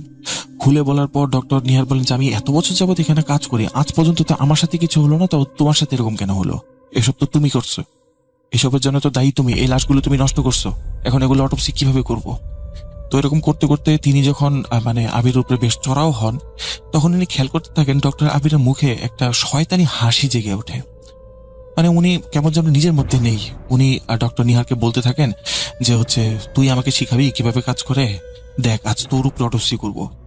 এই কথা বলে সজোরে নিহারকে ধরে মানে স্ট্রেচারে শুইয়ে দেন। শুইয়ে দিয়ে হচ্ছে ওনার বুকে স্ক্যালপেল দিয়ে হচ্ছে জোরে একটা ফ্যাস দেন। ফ্যাস দেওয়ার পরে ওনার বুকটা অনেকটা অংশ কেটে যায় এবং হচ্ছে ওনার মানে বুকের যে মানে খাঁচার বা পাঁজরের যে হাড় আছে ওটা হচ্ছে এক্সপোজ হয়ে যায়। উনি প্রচন্ড ব্যথায় চিৎকার করতে থাকেন। তো হচ্ছে ওয়াচম্যান বলে ডাকতে থাকেন বা বাঁচাও বাঁচাও করতে থাকেন, কারণ আবিরের শরীরে এত শক্তি যে উনি কিছুতেই তার সাথে লড়াই করে উঠতে পারছেন না। তো এরপর হয় কি ওয়াচম্যান আসে, ওয়াচম্যান এসে দেখে যে ডক্টর আবির হচ্ছে ডক্টর নিহারের বুকে কাটাছেঁড়া করছে এবং হচ্ছে তার হাত থেকে মানে চামড়া উঠিয়ে নিয়েছে কেটে, আর হচ্ছে ওই চামড়াগুলো নিয়ে হচ্ছে বুকের মধ্যে রেখে সেলাই করছে, এরকম মনে হচ্ছে তাকে দেখে। তো উনি হচ্ছে ডক্টর আবির দিকে তাকিয়ে বলেন যে আরে স্যার আপনি কি করছেন এসব? আর যখন এসব বলে চিৎকার দেয় তখন হচ্ছে মানে ডক্টর নিহার আবিরকে খুব সজোরে ধাক্কা দিয়ে ফেলে দিয়ে হচ্ছে স্ট্রেচার থেকে উঠে দৌড়ে হচ্ছে মানে ভেতরে চলে যান। আর ভেতরে যেতে যেতে হচ্ছে অজ্ঞান হয়ে পড়ে যান, কারণ ওনার প্রচুর ব্লাড লস হয়। তো ওয়াচম্যান তখন হচ্ছে দোয়া দৌড় পড়তে থাকে। দোয়া দৌড় পরে যেই হচ্ছে ডক্টর আবিরের দিকে ফু দেয়, তখন সে দেখতে পায় যে ডক্টর আবির নিজ হাতে স্ক্যালপেল দিয়ে তার পুরো গলায় একটা জোর সজোরে ফ্যাস দিলে এবং সেখানেই সে মৃত্যুবরণ করে। তো হচ্ছে এরপর ওয়াচম্যান হচ্ছে ডক্টর নিহারকে ধরে ধরে খুব কষ্ট করে হচ্ছে মানে অন্য ডাক্তারদেরকে ইনফর্ম করে মানে একটা ওটি রুমে নিয়ে যায়। ওটি রুমে নিয়ে যাওয়ার পর তার প্রায় 6-7 ঘন্টা তার অপারেশন চলে। তার হাড্ডি সহ হচ্ছে ভেঙে গিয়েছিল। মানে মনে হচ্ছিল যে ডক্টর আবির তার উপরে হয়তো বা মানে ভারী কোনো বস্তু দিয়ে সজোরে আঘাত করেছে। তো এরপর প্রায় হচ্ছে 6 থেকে 7 দিনের মতো ডক্টর নিহারের জ্ঞান ছিল না। তো যখন জ্ঞান ফেরে তখন হচ্ছে ডক্টর নিহার এই সমস্ত ঘটনা সকলের সাথে শেয়ার করে যে এরকম আবির বললো এই নাকি ওর সাথে হয়েছে। তো পরবর্তীতে আবিরের যে মানে সম্পর্কে জানা যায়, যেটা হচ্ছে যে আবিরের বাবা ছোট থাকতে মারা যায়, এটা হচ্ছে তার সম্বন্ধে খোঁজ খবর নিয়ে আর কি কনফার্ম হওয়া যায়। এরপরেও সেই হসপিটালে আরো বহু ধরনের অকারেন্স হয় এরকম, কিন্তু এটা আসলে কেন হয়, কেন হলো বা কি জন্য হচ্ছিল এটা কেউ জানতো না। পরবর্তীতে যেই বিল্ডিং এ হসপিটালটা ছিল ওই বিল্ডিংটা হচ্ছে পরিত্যক্ত ঘোষণা করে ওই বিল্ডিং থেকে হসপিটালটা অন্য জায়গায় স্থানান্তর করে নিয়ে যাওয়া হয়। তো স্থানান্তর করে নিয়ে যাওয়ার পর আর এরকম কোনো প্রবলেম রিপোর্ট এখন পর্যন্ত হয়নি। ওই হসপিটাল এখন আছে কিনা এটা আসলে সঠিক তথ্য আমি জানি না, কারণ যেহেতু এটা অনেক আগের একটা ঘটনা। তো এই ছিল আজকের ঘটনা। তো এই বলে হচ্ছে সাকিব তার ঘটনা শেষ করেন। তো সাকিবকে অসংখ্য ধন্যবাদ ঘটনাটি আমার সাথে শেয়ার করার জন্য। তো প্রিয় লিসনার্স, এই ছিল আজকে আমার ঘটনা। তো কেমন লাগলো আপনাদের? আশা করি ভালো লেগেছে। দেখা হবে নতুন কোনো এপিসোডে নতুন কোনো ঘটনা নিয়ে। ততদিন পর্যন্ত আপনারা সবাই ভালো থাকবেন, সুস্থ থাকবেন এবং